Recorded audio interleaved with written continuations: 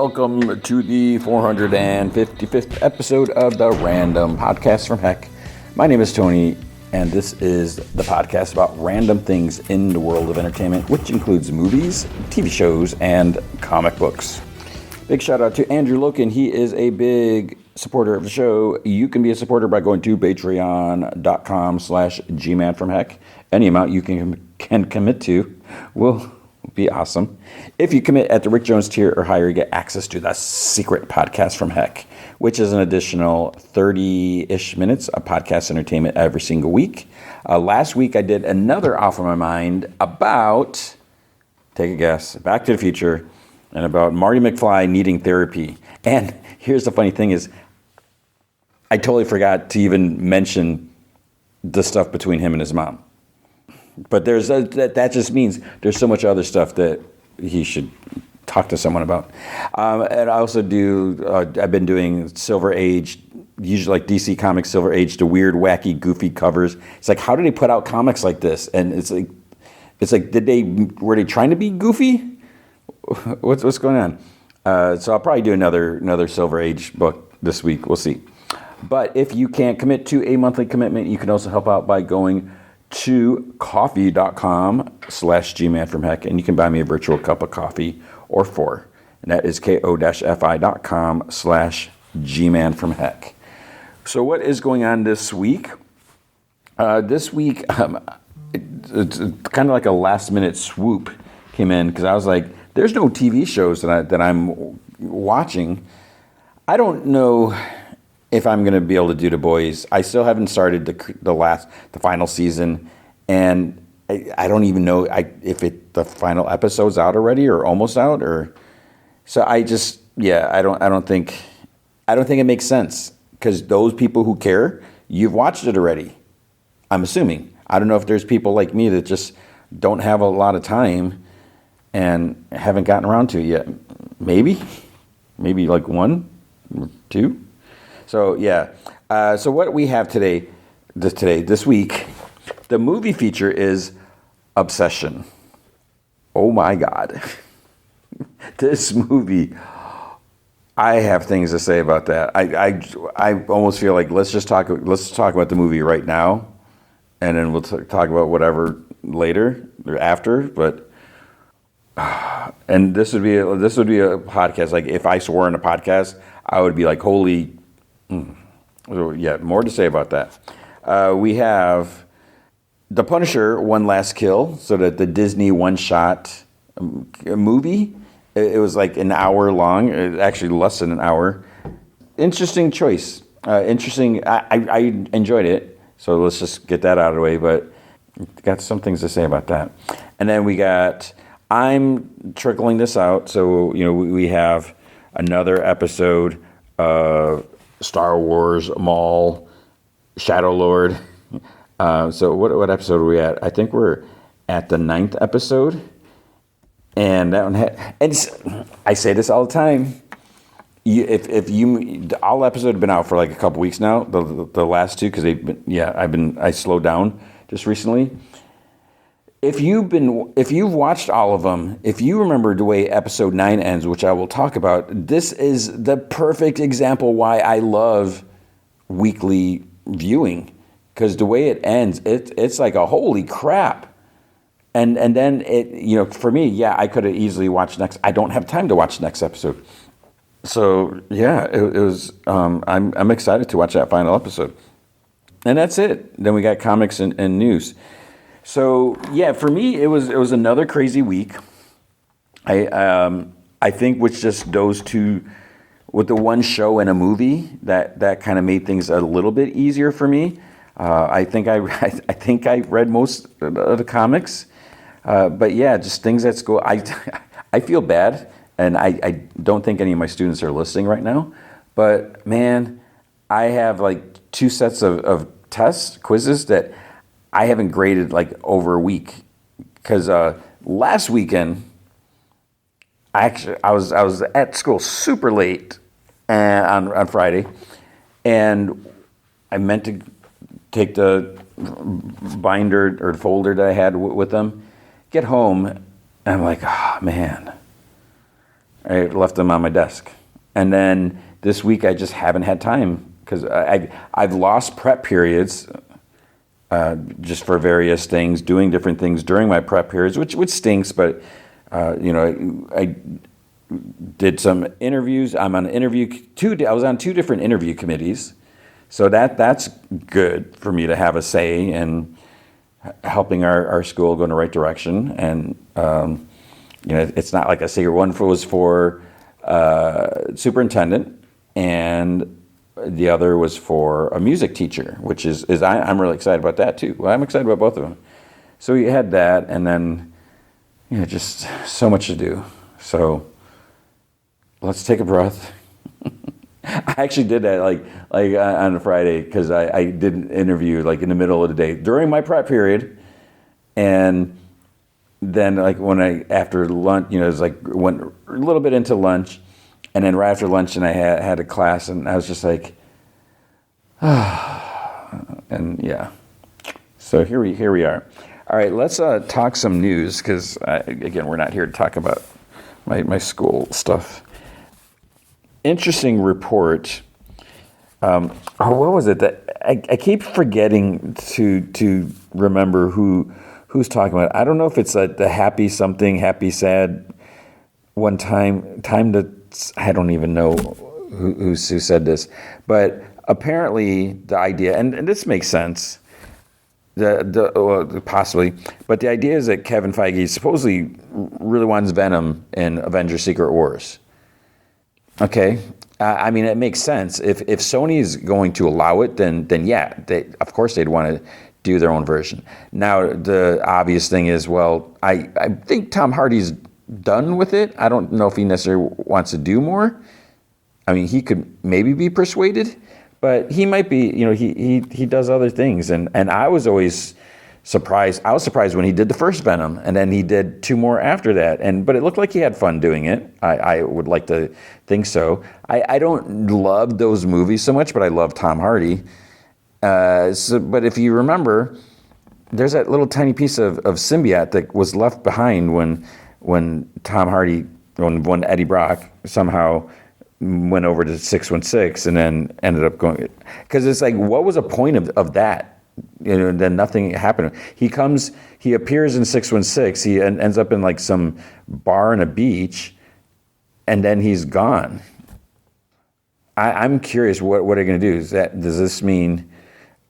I mean, will they do like a reverse, and instead of, it was Eddie Brock was Venom first, and then now maybe Spider-Man will become Venom, or will they don't go Max Gargan?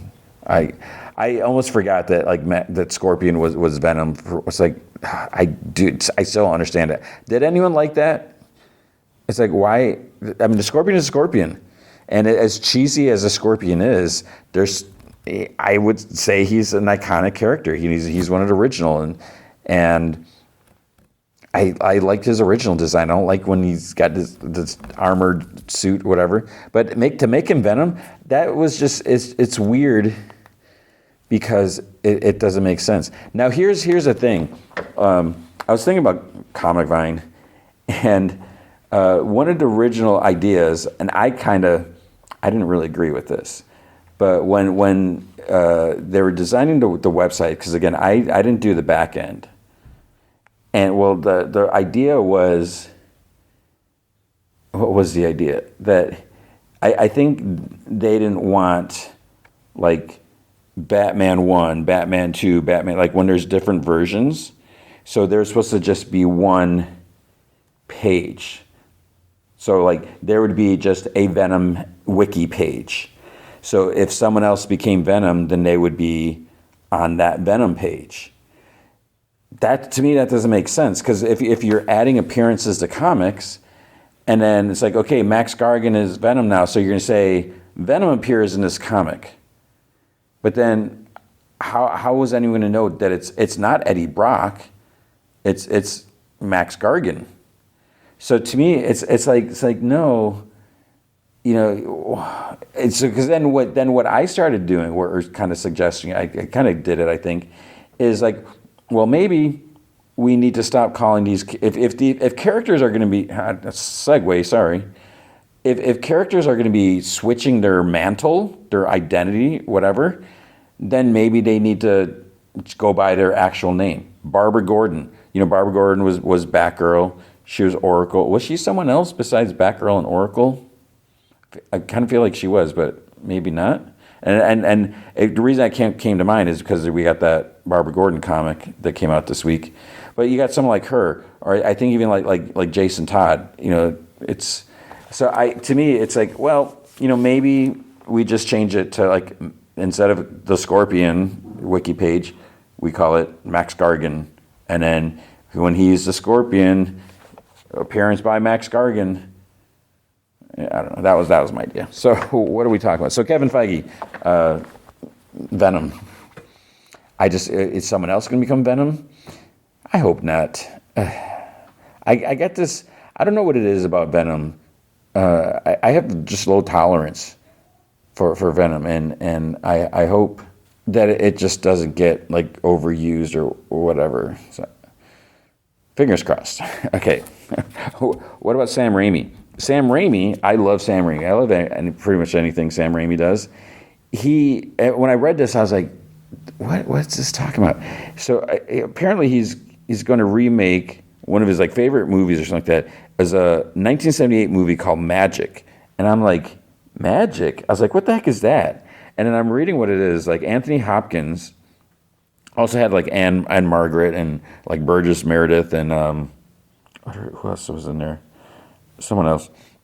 But apparently Anthony Hopkins was like a failed magician or something like that. And then he comes like under the control of like an evil puppet. And then when I was like, oh, an evil puppet, I was like, I think I remember that now. But to be honest, I don't know if I ever actually saw it. I don't know. So I feel like I gotta fix that.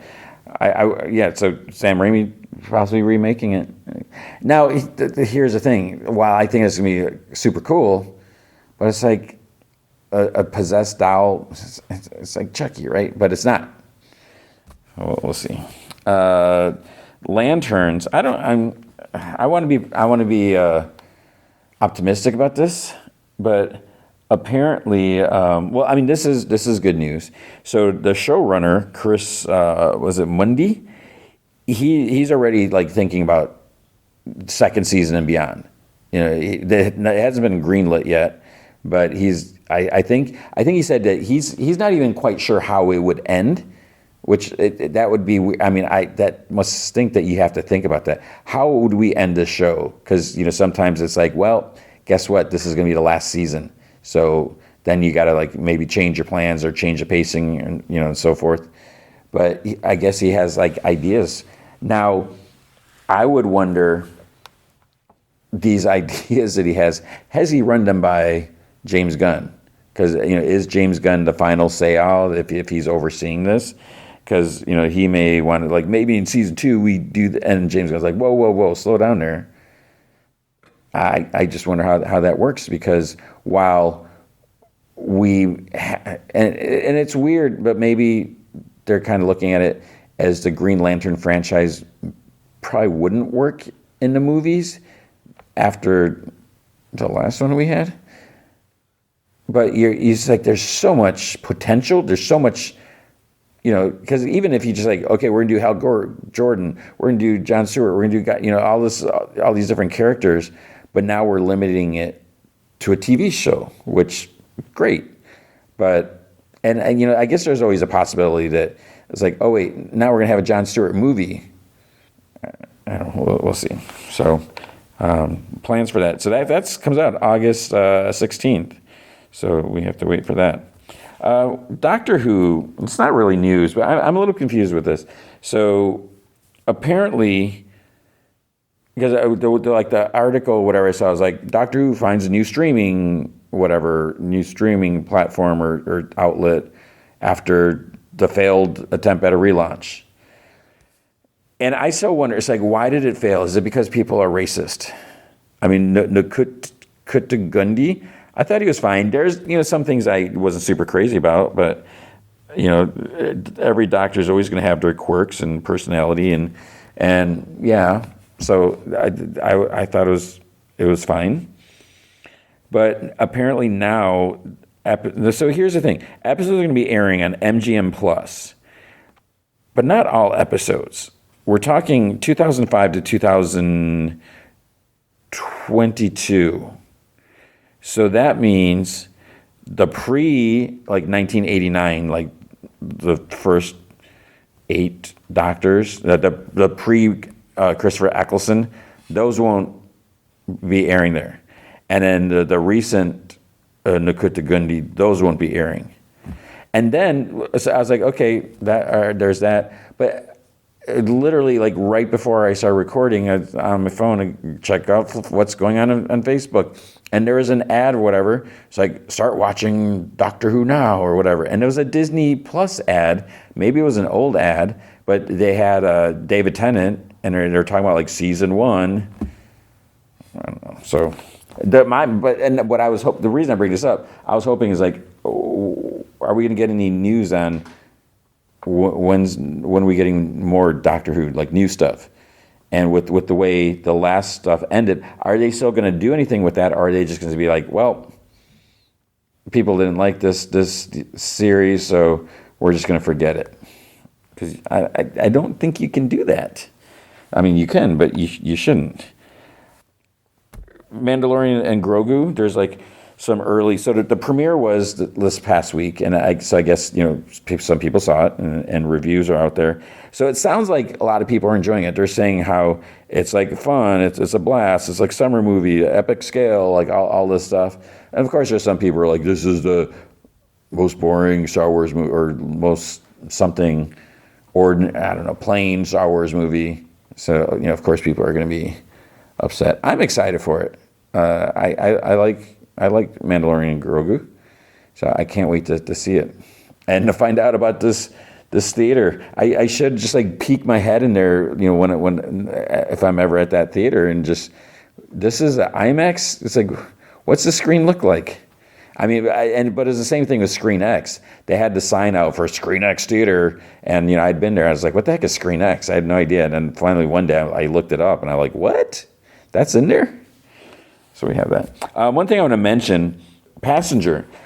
So Passenger comes out, was it this week? May 22nd. So for next week's podcast, possibly, but I don't think so, because next week is going to be Mandalorian and Grogu. I might try to see that, squeeze it in there, because I think the way things are going, we're going to have Mandalorian and Grogu, and then I think the next week is going to be Backrooms, which I'm really excited about that. So, but I'm really curious about Passenger. So this is a movie, I talked about this when I saw Shelby Oaks. I saw this trailer, and I could not find it anywhere online. I was like, I wanted to talk to my buddy about this. I was like, did you see this? And I could not find it on YouTube. It's like it didn't exist. I was like, how did I watch this trailer? It's like, did I dream it? What's going on?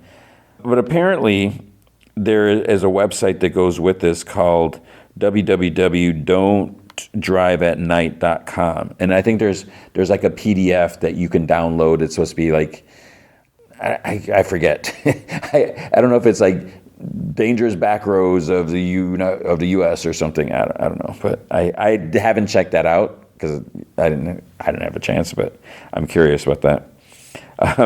Tom Cavanaugh. Apparently, he was talking to someone. I don't know, probably a podcast, because that's what everyone does. And he was saying how he would like to play Reverse Flash again. He's like, me and Grant, we would like to do our roles again. It's like, I know Grant would like to be the Flash in James Gunn's DCU. So, okay. I mean, I say, say what you will about the Flash TV show. I mean, it lasted, 9 seasons, right? And it had its audience. Was the show great? Not always. They made some questionable decisions and whatever, questionable depictions and questionable storylines. But I watched it until the end, and I would say, Grant Gustin was a great Barry Allen.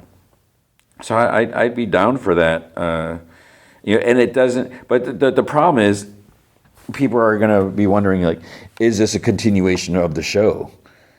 And you would just have to make it clear that like either say yes, which they wouldn't, but it more so it'd have to be like, no, this is brand new. He just looks the same because multiverse.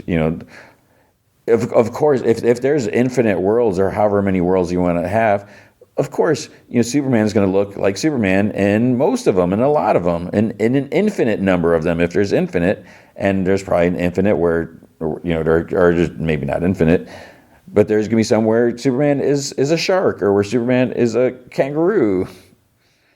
I don't know. But, part of me is like, well, we probably move forward, not move back, but, they already know. They don't have to do any training or anything. They already know how things work. What about M. Night Shyamalan? So he has a movie. I don't know when it's coming out. I don't know if it's been announced. There's a movie called Remain, and where I'm a little confused. It's some collaboration with Nicholas Sparks. Like, what? The Notebook? And but apparently it's had some test audiences already, and it's supposed to be like the highest testing movie that he's done. That's what he said, M. Night. So I like his movies. I know a lot of people are like, oh, what's the twist? What's the twist? It's not all about the twist. I mean, there happens to be one often, but yeah. There was another report about Tom Cruise. He's supposedly, this is not official, he's supposedly, unless it became official since I saw this, he's supposed, how many times can I say supposedly? He supposedly is in talks to be in a Paramount movie, and that makes sense. He does a lot of Paramount, stuff. He's in talks to be in this movie, possibly called Doppelganger. And he's supposed to be not FBI, he's supposed to be a CIA operative, and Russian intelligence have found a Brazilian dude. I don't know why he's a Brazilian, because Tom Cruise is Brazilian. There's a Brazilian dude who is basically CIA agent Tom Cruise, his exact duplicate, his exact double. And they're like, okay, we could replace this guy. We could replace Tom Cruise and have a mole in the CIA, have him be our operative and find things out. So it's like, how does that work? He's like, you're on vacation in Brazil, and you're like, hey, look, that looks like that CIA dude that's a pain in our butt. Let's convince him to become an evil operative. And then the guy, like, he works at a corn dog stand on the beach, and you have to train him to be a mole. And yeah, so I don't know. We'll see. But that could be interesting. We'll see. And then the last bit of news is, I mean, I bring this up because I kind of want to talk about this. I don't know what to think about Rick and Morty. Rick and Morty, season 9, there was a trailer that was released. I came so close to actually watching it, but part of me, I don't know if I'm just kind of over Rick and Morty. I mean, I thought Rick and Morty was hilarious. I loved it. I still have some episodes from, must be season 8, sitting on a DVR, and I know they're probably on HBO Max, or maybe, are they on Hulu now? So I still haven't watched like maybe 3 episodes, 3 or 4, and part of it, I think as I saw this, it was like, oh, new trailer out, new season's coming out, because I know they've been talking about the new season coming, and I'm excited. I'm glad that there is a new season, but I think the problem I'm having is Rick is like usually such a jerk, and maybe that was a theme that was going on last season. I mean, he's always had his issues, but that's part of the reason why I haven't finished watching that season. And and also the other part of the reason is I got busy or swamped or whatever. I stopped talking about it on the podcast. And the thing is, no one said, "Hey, why aren't you talking about Rick and Morty anymore?" So I don't know if people really need to hear about it, because that's like how it usually goes. If you're into Rick and Morty, you're going to watch it. You don't need to hear me tell you what happened. So I don't know. I mean, someone convinced me. Should I like get caught up and get ready to watch it? But yeah, I don't know. So, but like I said, I'm glad that we have these episodes. I'm just not really in a place right now where I'm like super excited for that, and it was kind of weird, and I just kind of came to that realization. I mean, obviously, I know I haven't watched those last episodes because the rare times I turn on the DVR, I'm like, oh, still got those episodes there. So we have that, but we have more podcasts to come. That is going to be the news for the week. All right, with comic books I guess it's Dynamite and Archie, but I think it's put out more from Dynamite, is Archie X Army of Darkness #4. I'm so appreciative, and I don't remember, I don't know if I got to mention it when issue 3 came out, but this comic it's so much fun. I love this. I've said this several times. I got this soft spot for Archie comics. When I was a kid, I would occasionally get those digest books that, are in the grocery store outlet, or grocery store aisles, the checkout. So, I would read these comics, and then when I was at Comic Vine, the fine folks at Archie Comics, they started sending those digests, like as they would come out, the new ones would be put out, they would send them to the Comic Vine office. And because the main thing is my daughter loved those comics when she was little. And so I'm assuming that maybe that was why they started sending them to me. They're like, Tony's talking about, I wasn't like really, reading the new comic. If there was something big happening in the comics, if it was like Archie meets Kiss, or Archie meets Ramones, or Archie Predator, so I would talk about those. But when it comes to the regular Archie stuff, I wasn't talking about them. But there's something. I mean, they're still timeless, and so I have a bunch of them. In my classroom, I have like Calvin and Hobbes, Baby Blues. What else is over there? Like a Wimpy Kid. There's like different stuff. Peanuts. I have like different books in the back of my room, because we have like a silent reading time, like right before lunch. We're supposed to read something. And the thing is, like, if kids don't have a book, at least they can read that. It's not quite the same. And I'm sure, like the reading specialist won't agree that it's not quite the same. But to me, it's like, okay, you're reading something. And the other reason I have them there is the days I do a test, I always give like a review preview assignment for after that. For the people who finish early, they have something to work on, while people who need more time, who want to slow down and really make sure they're doing a good job, or not making mistakes, while they're working, other people have something to do, and besides talk. And sometimes people will, the kids will grab something to read, and so there you go. And it kind of just warms my heart when I see a kid grab an Archie digest and just sit there and start reading it. And it's amazing. Archie's been around for, so you could say, yeah, Superman's been around for a long time. But I don't know, it's just it makes me happy when I see kids reading Archie comics. But then we have Archie and Army of Darkness. Things are not quite the same in Riverdale as they used to be. And it's so much fun. I mean, obviously, I love Army of Darkness. I love Evil Dead. I love Ash Williams. And it's a blast. It's, not the most complex storyline. Like, oh no, someone read from the Necronomicon, Deadites are coming. But it's just, I'm enjoying this so much. And I've been, it's to the point where I'm trying to get the physical issues. Why, I don't know, but I just want to have them. I mean, I should just wait for a trade, but I guess maybe part of me is I want to support it, and so do what I can. So I need to get a copy of this, because I read it digitally, and so I need to get 4, because I think I don't know if there's 5, if there's one more after this, but yeah. So more mayhem, more stuff happening. Trying to reverse the spell, and. Yeah, so you should be reading it if you can. Track those issues down, because they're good. I think Transformers 25 came out, but as I keep saying, I'm behind on that. There was also Geiger came out.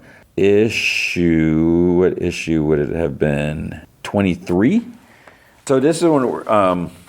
I don't know what it is about these books. I'm always hesitant to say too much about it because I feel like I don't know if.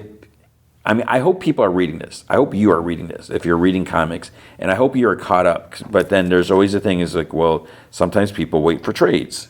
So I don't want to really talk about. I usually I would say, well, last issue this happened. As I figure like, well, a month goes by, it's safe to talk about it. It's safe to spoil something. But I kind of don't want to spoil that just because of that. But what happened, so we got the Northerner, the time-traveling dude that was in a red coat. He's met up with Geiger. They've had this run-in, and this time tank appeared. So they both go in there. They're not sure what's going on, and Geiger wants to talk to the person in charge of this time thing, whatever. So I think they're going to Philadelphia.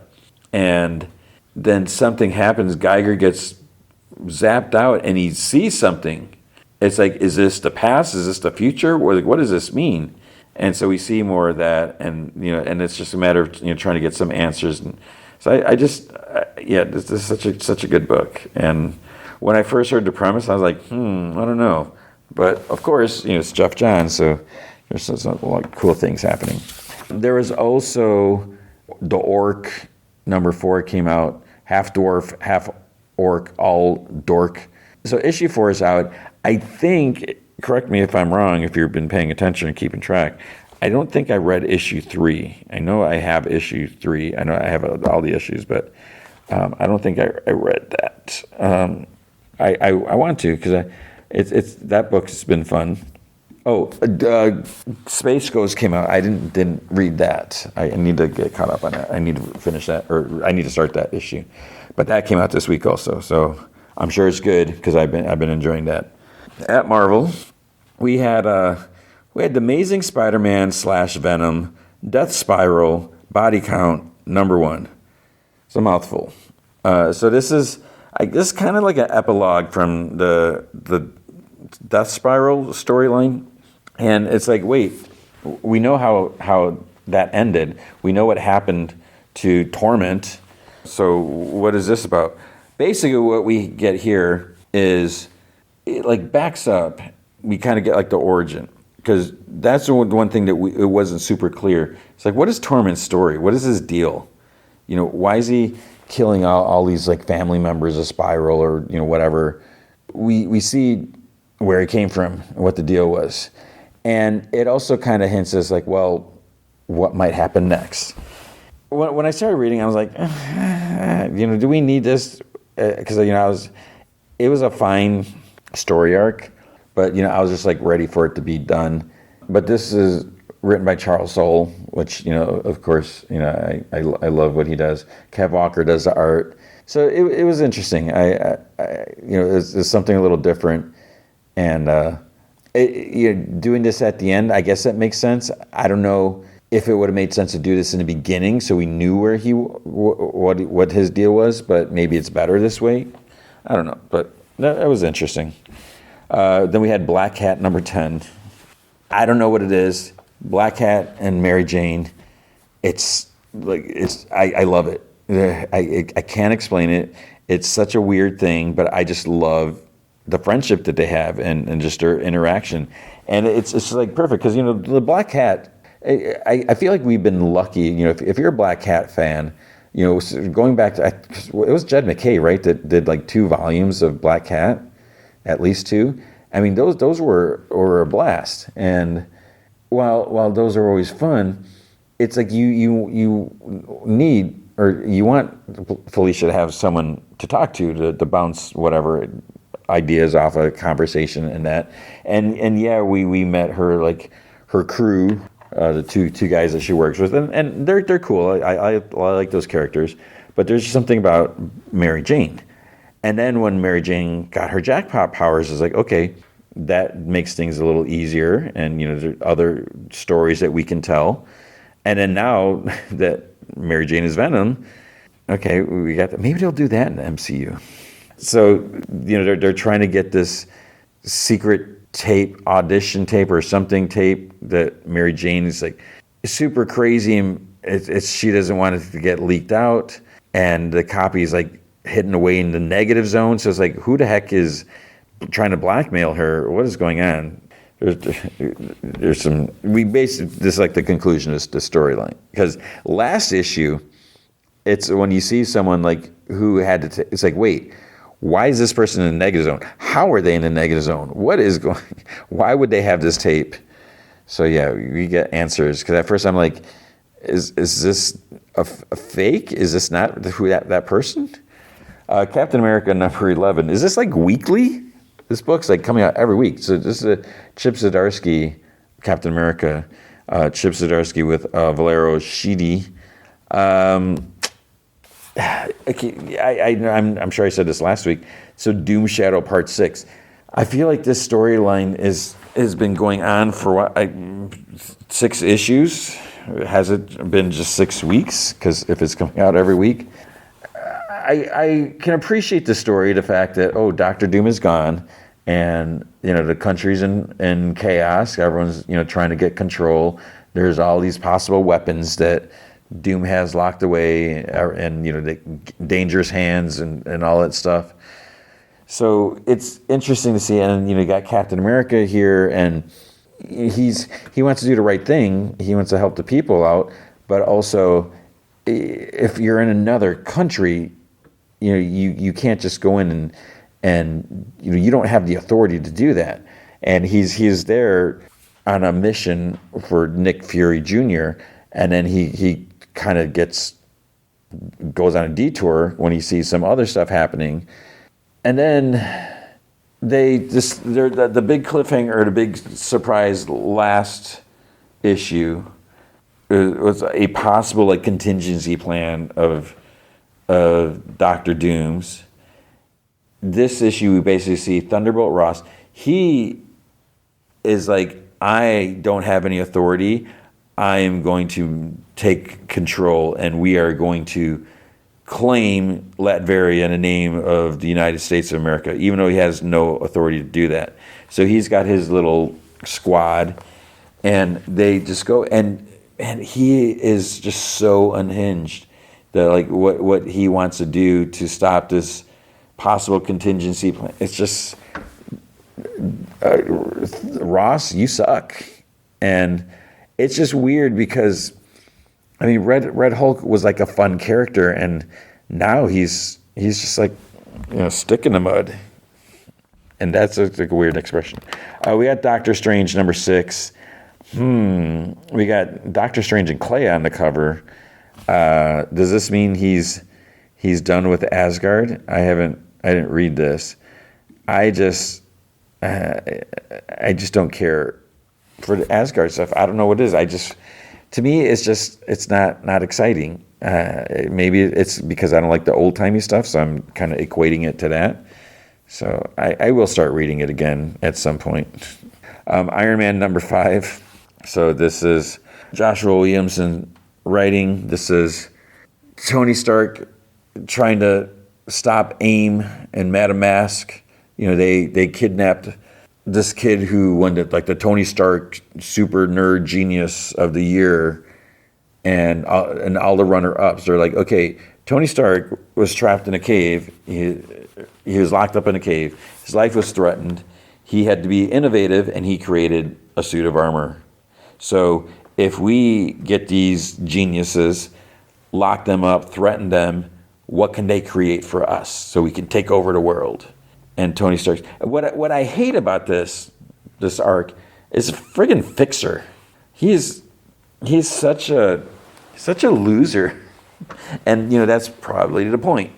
But the fixer, and it's a little weird because the fixer was in the Thunderbolts, and the Thunderbolts were villains posing as heroes under Baron Zemo. And I'm trying to think back because most of them, they're like, being a hero is not that bad. Maybe we should give this a shot. Obviously, Baron Zemo didn't agree with that, but like Atlas and Songbird, and I don't don't know about Moonstone. I mean, Moonstone's always been Moonstone, but they kind of were turning a new leaf. Mach whatever 5 Abner Beetle, and you had the Fixer, and I don't know if the Fixer went along with it, but then it's always like the Fixer was kind of loyal to Zemo, so basically he's always been like an evil piece of crap, and he's still an evil piece of crap here. And then the way it ends, I'm a little like, why is this happening? Is it there's just some trauma? So, yeah, we'll see where this goes. Oh, and then Tony decides to do something. He's like, I'm going to create this. Seems a little cheesy. It makes sense, but it feels cheesy to me. But whatever, we'll see. Noel number 5. I hate to say it, but when I look at this cover and I see Noel with this big grin on his face, I'm just like, what? But the main thing is, I wasn't reading those Venom comics when Noel was first introduced, so I do not care for Noel.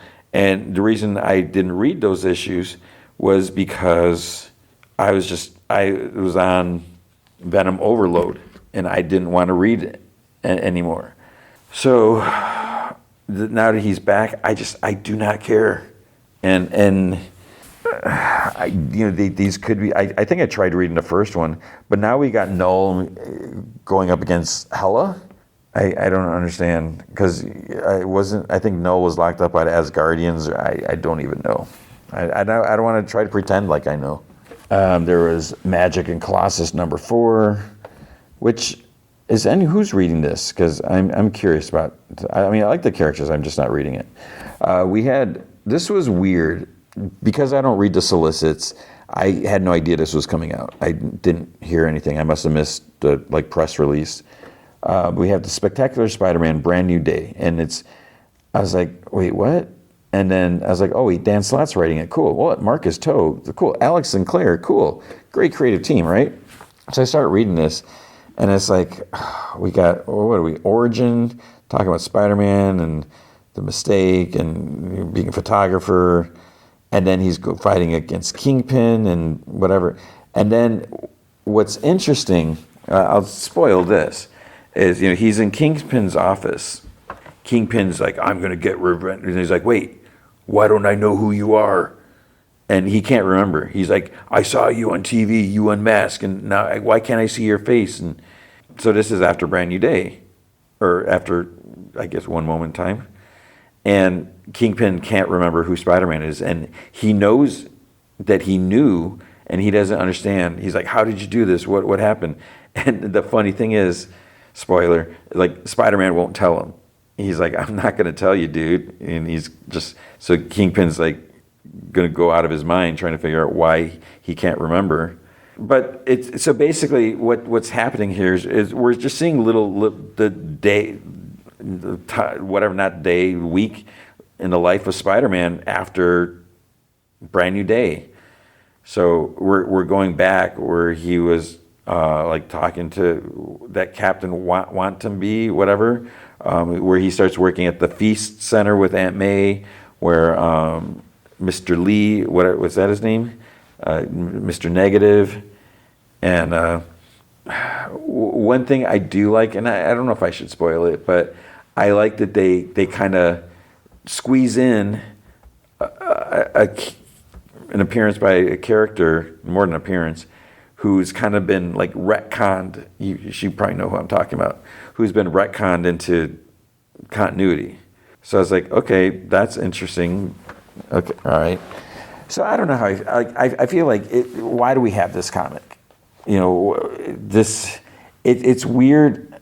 Whenever they do these books, it's like, okay, we're gonna cram in some new stories into past continuity. My thing is, nothing major can happen because we've lived through this time period, and it's not like all of a sudden Gwen Stacy is going to come back from the dead and then they're going to start dating, because there would be mention of it. Although we have the Punisher in here. Something happens to the Punisher, which I don't know if that happened. I don't remember if that happened. We'll see. I'll probably still read it. There was the Star Wars Shadow of Maul, number 3, the Prelude. I didn't. I should check that out, but I didn't. The Mortal Thor, number 10. This is setting things up for confrontation, but it's a lot of just like getting to the journey where, Sigurd, however you say his name, he's trying to get to the bottom of things, and trying to get to the bottom of things, but the top of rocks and oil. So, yeah. Ultimate Endgame, number 4. I tried reading this. I really, really tried. I was like, well, I should push, and I was like pushing through it, and then I was like skimming, and part of it, I mean, I don't like any of these stories while they're in the city or whatever that place is called, and then the fact of what happened to Spider-Man, and it's like, really? And then something happens to one of the Ultimate characters, which I really didn't like, and I'm just having a hard time reading this. It's like, why should I take the time to read this when it's all coming to an end? I still, part of that skeptical side of me, it's like, they're not going to really end this. They're going to continue things somehow. They're going to reboot the Ultimate. Something's going to happen. Things are going to revert. I don't know if that's going to happen. I mean, I guess we would know about it by now. I don't know. But it's just, why bother reading it if it's just ending? And I know that's a stupid attitude, but I can't help it. Uncanny X-Men, number 28. Who's Been Sleeping in My Bed, part 3. I tried reading this. I couldn't get into it. And then Wolverine 20. I was like, what's going on with Wolverine? I was like, what the heck is going on in that cover? So I started reading this. I was like, wait, what the heck have I missed? So in the front cover, it's like, the unthinkable has come to pass. Wolverine's unbreakable adamantium claws have shattered on the metallic carapace of the adamantine. So basically, his claw have like, he's lost 3 of his claws on one of his hands. They're broke. And part of me is, it's like, I feel like this day, it's like, so what? It's like, what's the big deal? We know his bone claws can break and will regrow. So his bones are gonna grow. And I don't understand how he can have round bone claws, but when they're covered in adamantium, they're flat. And I mean, are just the bones just so compressed? Wouldn't that be painful? So then it's like, well, his bones will grow back, but they're not going to be covered in adamantium. Oh no. Do they have like this secret stash of adamantium now? Because every time during Krakoa, every time Wolverine died and was resurrected, they just left his body sitting around. Because didn't like someone collect a bunch of the dead bodies, and then where did they get all the adamantium from? You can't just buy it at Ace Hardware. So I don't know. But I was like reading this, I'm like, what is going on in this comic? And yeah, so we have that. At DC Comics, we had a Absolute Batman number 20. I don't understand. I know people love this book. I keep seeing, selling out or what, a reprint, and I every once in a while I'll see comments from people online, and so people love it. Great. I don't know why it's just not jiving with me. There's just something about it that I don't know. I can't get into it, and that's a me problem. Because this is a successful book. That's great. I'm happy for everyone involved, but it's just, yeah. And so we get like some flashback stuff, and some of the choices being made, killing off different people, and I get it, because as I've said many times, and the past stuff in this volume, this series, is if you're going to do this other version of Batman, this other universe version, there's no point in making it the same exact as what we already have. You need to push things further, which Scott Snyder's doing. You need to take risks, take chances, just do different things. Otherwise, there's no point in it.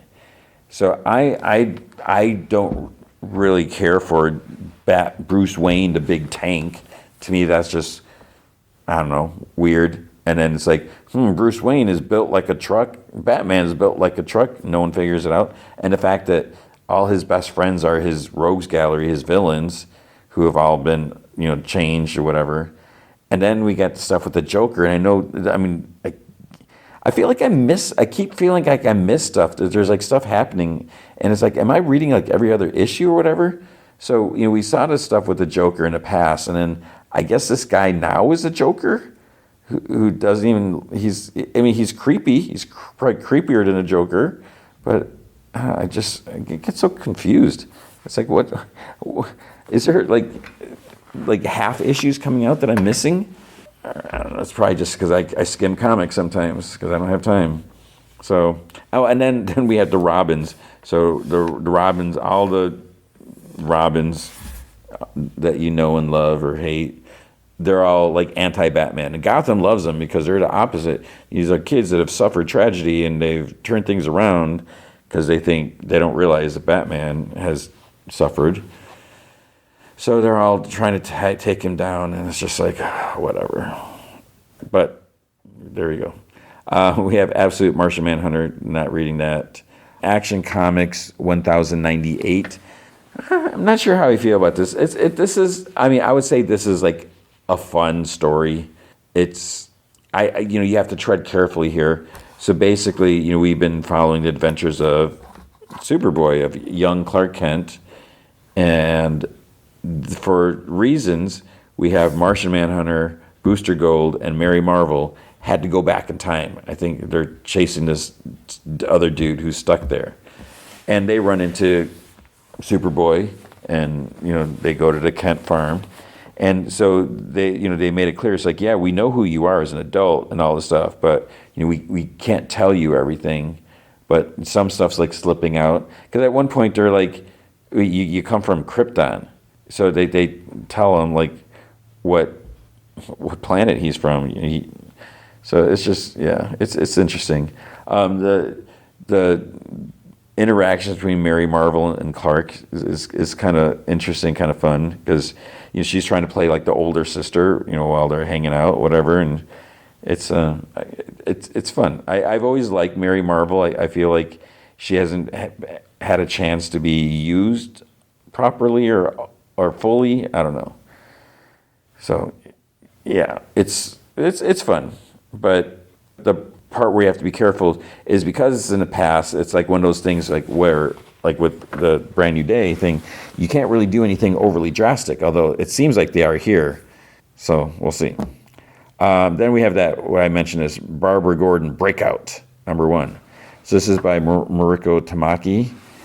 Because of Vandal Savage being the police commissioner and Poison Ivy being the mayor, and things are all messed up in Gotham, they're like, basically they need to get someone into the Supermax prison.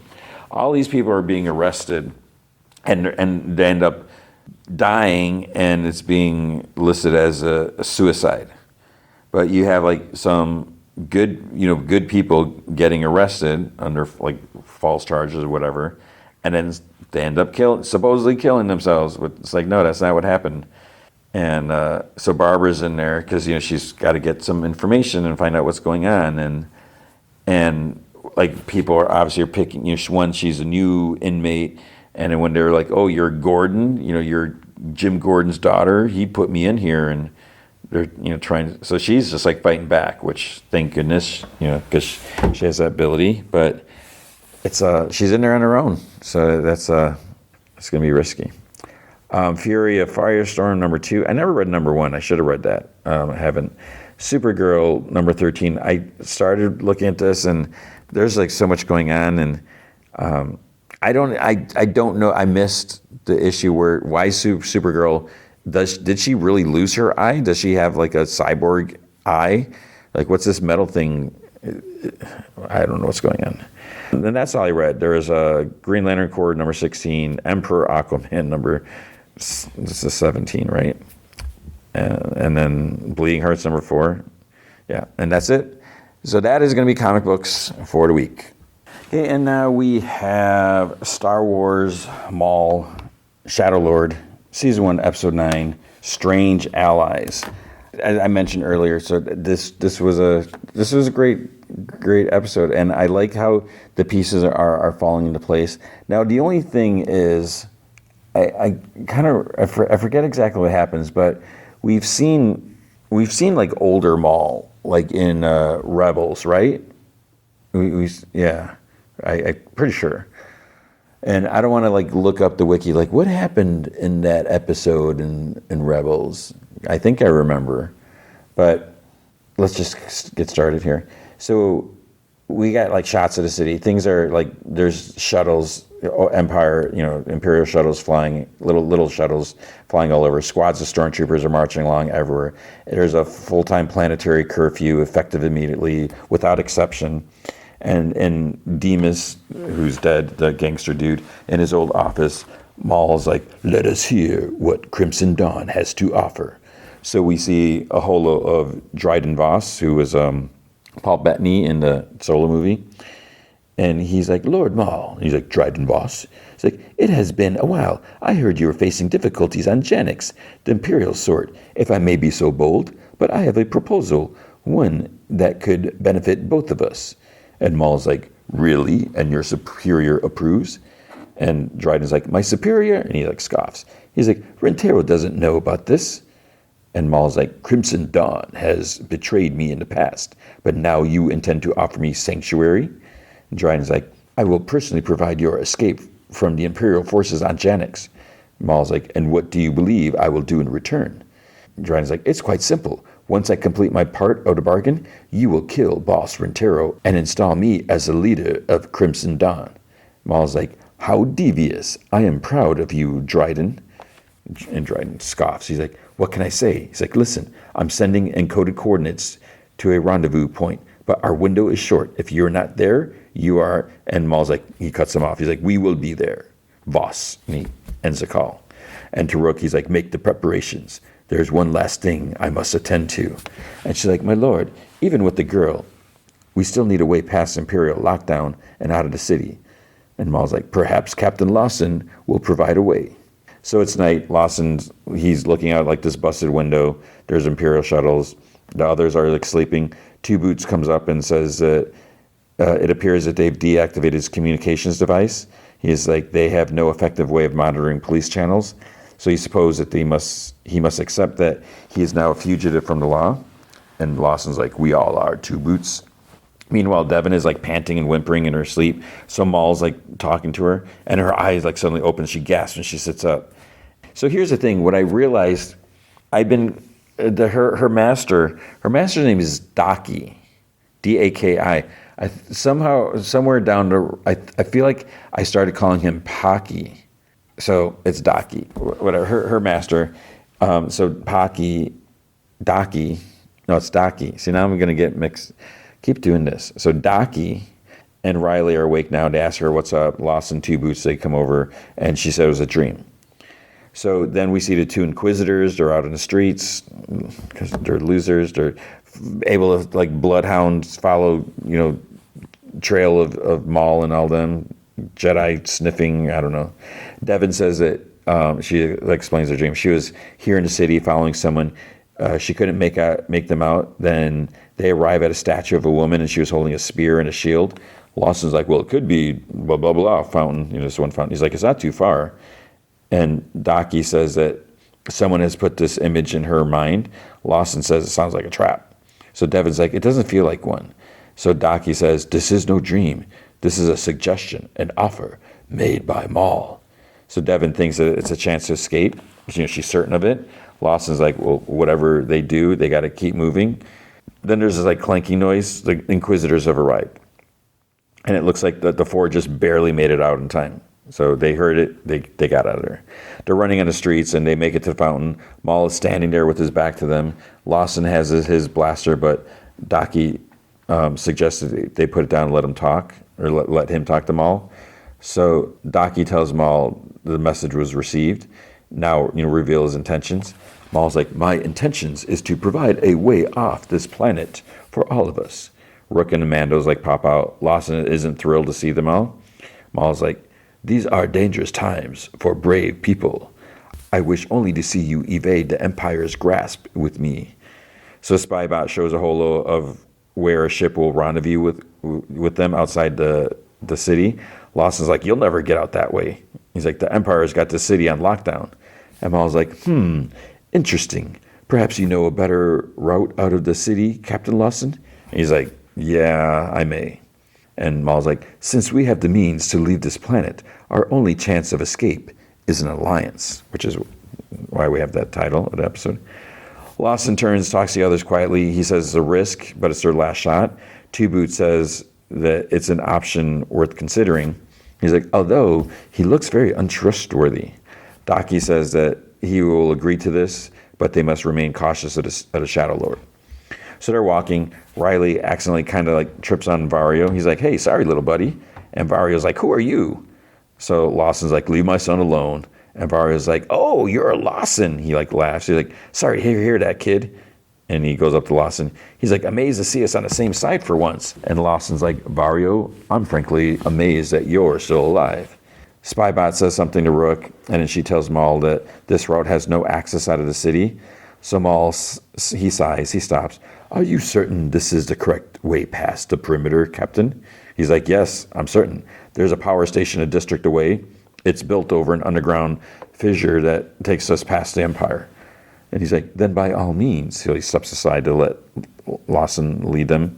As they walk, Daki, he says to Devin that she's been hiding something from him. Maul would not be able to access her mind with such ease unless there was a connection between them. So she like inhales and she sighs.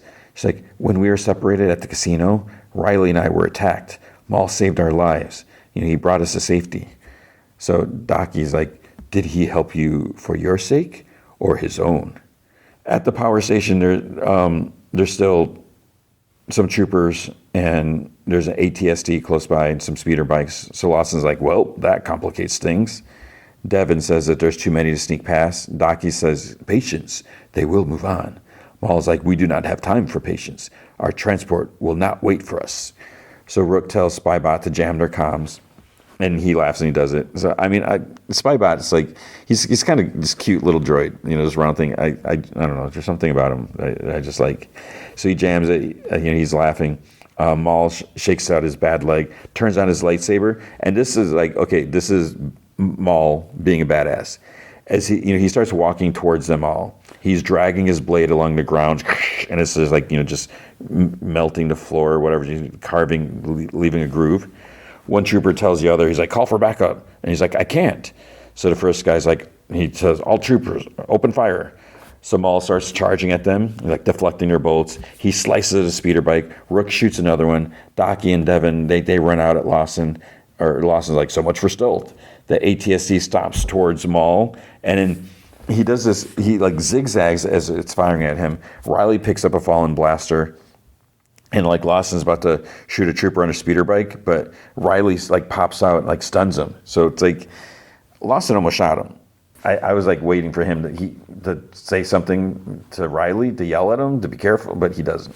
So Riley stunned him. Maul, he pushes his saber. He kind of jumps up. He kind of like carves it through the ATST's leg, kind of like he's like slicing through butter or something like that.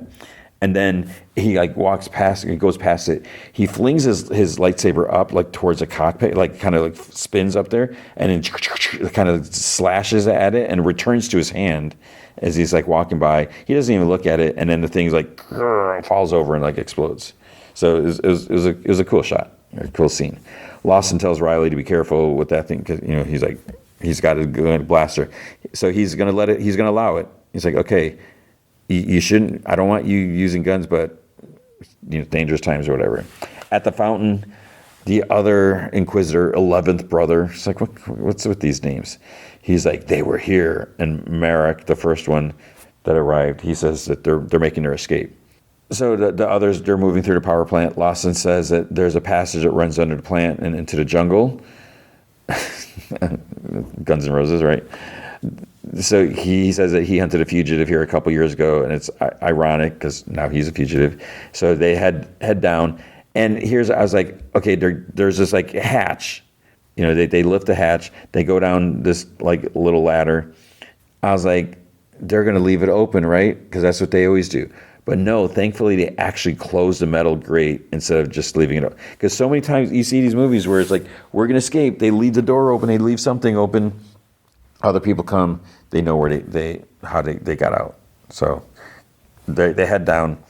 Lawson says to Two Boots that these guys are going to double cross them the second that they get outside the city. So just be ready. Rook asks Maul, what does he want to do about the old man? And Maul tells her, he's like, have some respect. He is a Jedi Master, and we need him for now. Outside, there's more shuttles, stormtroopers. They land by the wreckage of the AT-ST and bodies, whatever. The one in charge tells the Inquisitors that they attack quickly and vanish soon after. They search the station, but they have no lead on their position. 11th brother doesn't say anything. He just looks at him closely, and he walks away. So the two Inquisitors go inside. They walk over to the grate, and of course, they stop right there. Jedi spider sense or something, right? So they can, somehow they're following them, so they can sense it. They know they went down there. So it wouldn't have mattered if they left the grate open. The others are still moving through the tunnel. They come across some like stinky sludge. Someone throws a metal bar in it, and it's like dissolves. So it's actually acid. Lawson says that it's toxic waste from the city, and Two Boot chimes in. He's like, and it was all illegally disposed of. He's like, I will report this immediately. Never mind. Probably not priority number one. Maul says that he doesn't see a way to cross. Daki says that the ceiling's too low and that the distance is too far even for them to jump. So it's just not possible. Maul says that he agrees with Master Daki. Riley points to something. He's like, what's that? Lawson's like, oh, it's an old skiff. He's like, that won't get us anywhere. And he looks and he sees there's another one, like over the sludge. So Spybot zips out because Spybot hovers. So Spybot goes out to the little skiff. He starts like typing away to controls and circuits, whatever, does some stuff. He's able to activate it. It starts like slowly hovering. Vario's like, are you kidding me? That thing will barely hold two of us at a time. It's going to take forever. So Lawson puts Riley on it, and he accidentally like bumps Spybot, who like flips out a little bit, and he spins. He's like, no touchy, no. Spybot is like controlling the little skiff. So he's like outside. It's almost like pushing a little like shopping cart, it seems like. So he's pushing it, and then people get onto the little circular platform. Lawson and Riley go first. Spybot like controls it. Then he says that he's sorry for this. He never should have put. He's talking to Riley. He never should have put him in this situation. Riley's like, well, it's not your fault. And Lawson's like, he says that he wished that were true. He hasn't been there for him for a while, and all the things that he was focused on just caught up with him. Riley's like, well, look on the bright side. This is the most time we've spent together in a while. So they reach the other side, they get off. Then Daki senses something. Two Boots and Vario go next. And Daki like turns, takes a few steps back. Maul joins him. He's like, what is it? Daki like reaches for his lightsaber. Daki's like, someone is approaching. So he ignites his lightsaber. Devin comes up, does the same. Then Maul steps forward. The two Inquisitors run around the corner with their blades. One takes on Maul while the other jumps and fights like Daki and Devin. Rook and the others are watching. They're not sure. They can't really shoot because they're moving around so much. A bunch of stormtroopers come in, so now they have something to shoot at. Riley, Lawson, and Two Boots, they're shooting from the other side of the big lake of acid. So they manage to take out some of the troopers. Rook turns and shoots at 11th son, who's fighting Maul, but he like force shoves her back. And at first I was like, did she get knocked out? But then she's like up, like right away, because it looked like she was knocked out. She gets up, Maul tells her to go, but she doesn't want to, and he's like, now. So she hops on the skiff with another Mando. Another Mando like jumps on like with her. So they continue shooting as they cross. There's still like a bunch of stormtroopers there. One Mandalorian gets hit. Then the bottom of the skiff gets hit, and it drops a little bit. So Rook calls out, protect the skiff. Lawson, Riley, and Vario are shooting. Rook and the other, they make it across. Spybot shoots. Then Merrick spins his blade and says, we will see your demise. Maul grunts. He's like, you are but another pawn of Darth Sidious. Surely you know he has dispatched you to die, just as he did me. More fighting, more kicking, and then stupid Merrick throws his lightsaber at Spybot and almost like chops him in half. chops off like maybe, like 40% of his side. And he like groans and he's like, Master, and he falls into the acid. And that like bummed me out. I was like, poor Spybot. So Maul like growls. Two-Boot, he looks like sad, I guess, to see like a fellow droid fall. Maul pushes attack. 11th brother continues fighting Devin and Daki. Fight.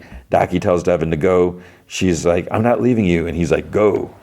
So she does this like super long jump, like barely like skimming the ceiling because there's like all kind of caverns, whatever. And she lands on the skiff halfway through, and then she jumps over to the other side. Another Mandalorian gets stabbed.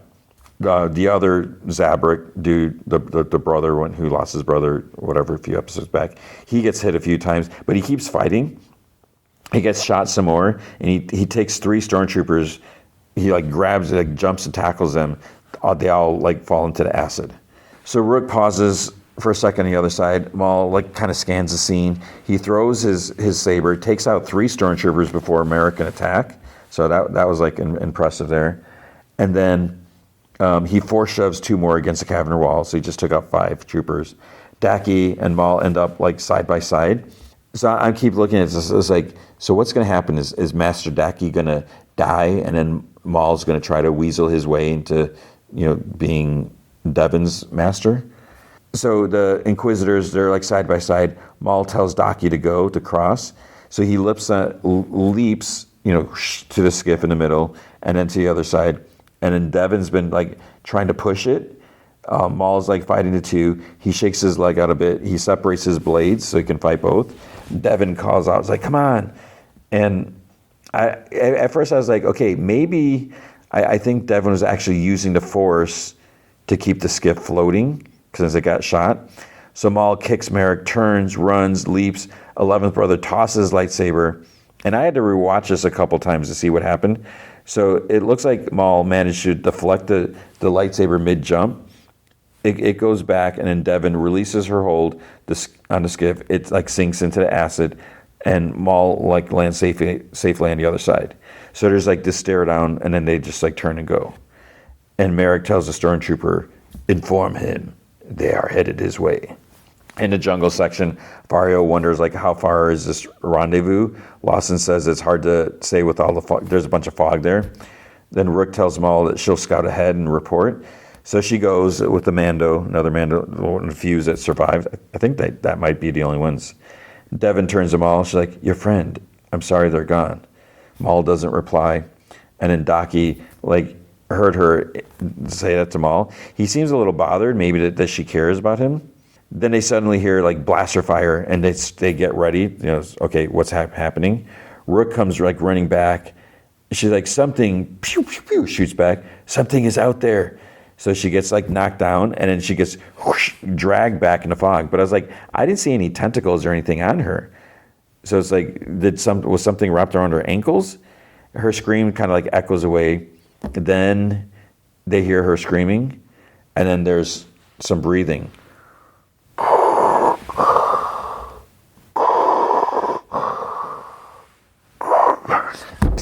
I was debating how long I was going to do that. Friggin' Darth Vader walks out of the fog, turns on his lightsaber, and then it fades to black.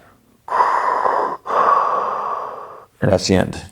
And see, that's how you do it. Because then it's like, holy crap, Darth Vader's there. Maul's going to fight Darth Vader. And that's where I was thinking, it's like, wait a minute, they already fought, right? They fight in Rebels when Maul...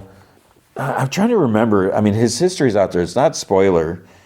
But I feel like as Maul got older, he became mellower or something like that. But then they're going to fight, and I don't remember how it... did Maul end up getting killed by Darth Vader? I don't remember. But there is one episode left of this season, and like I said, I mentioned before, I'm pretty sure it was already renewed for season 2 before season 1 aired, because it's like, that's how confident that they were that the show was cool. So, and it's like my buddy who I keep mentioning, I always joke with him. I was like, dude, you hate Star Wars, but he likes the show, so I guess that says something if he's liking it. So that was Star Wars Maul, Shadow Lord. So we got one more episode to go. All right, so this was I mentioned this at the beginning. This was an interesting idea, and I haven't heard or read anything about it. I don't know the whole idea. Why a 51 minute? I think it was like 51 minutes. Why a 51-minute episode? And I guess I really enjoyed this. Let me make that clear. I haven't really been like the biggest Punisher fan because just the idea seems absurd. You know, you're just basically murdering people. Yes, they're villains, they're bad guys, they're scumbags, but you're just killing them. You know, we have that whole thing. But John Bernthal, I mean, he does a great job as a Punisher. So he really like sells me on an idea. And it was interesting watching this episode and then reading the Punisher in the Spider-Man Brand New Day comic. And I was like, man, he is such a jerk in his comic. I don't care for him. So it's just like such a different thing. It's interesting. I don't know the exact timeline here. I'm sure it's listed somewhere. I don't know if it's like mentioned, like when you watched, if there's a timeline somewhere on Disney Plus, or if anything was mentioned.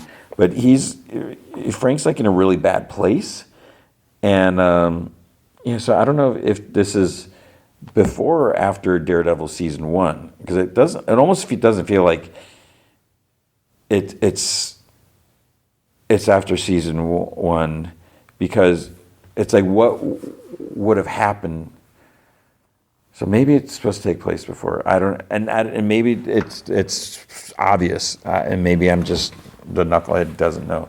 But again, this is intended for mature audiences. It's TV MA, so I so appreciate that Disney gets that and doesn't just try to like water everything down like people feared that they were going to do in the beginning.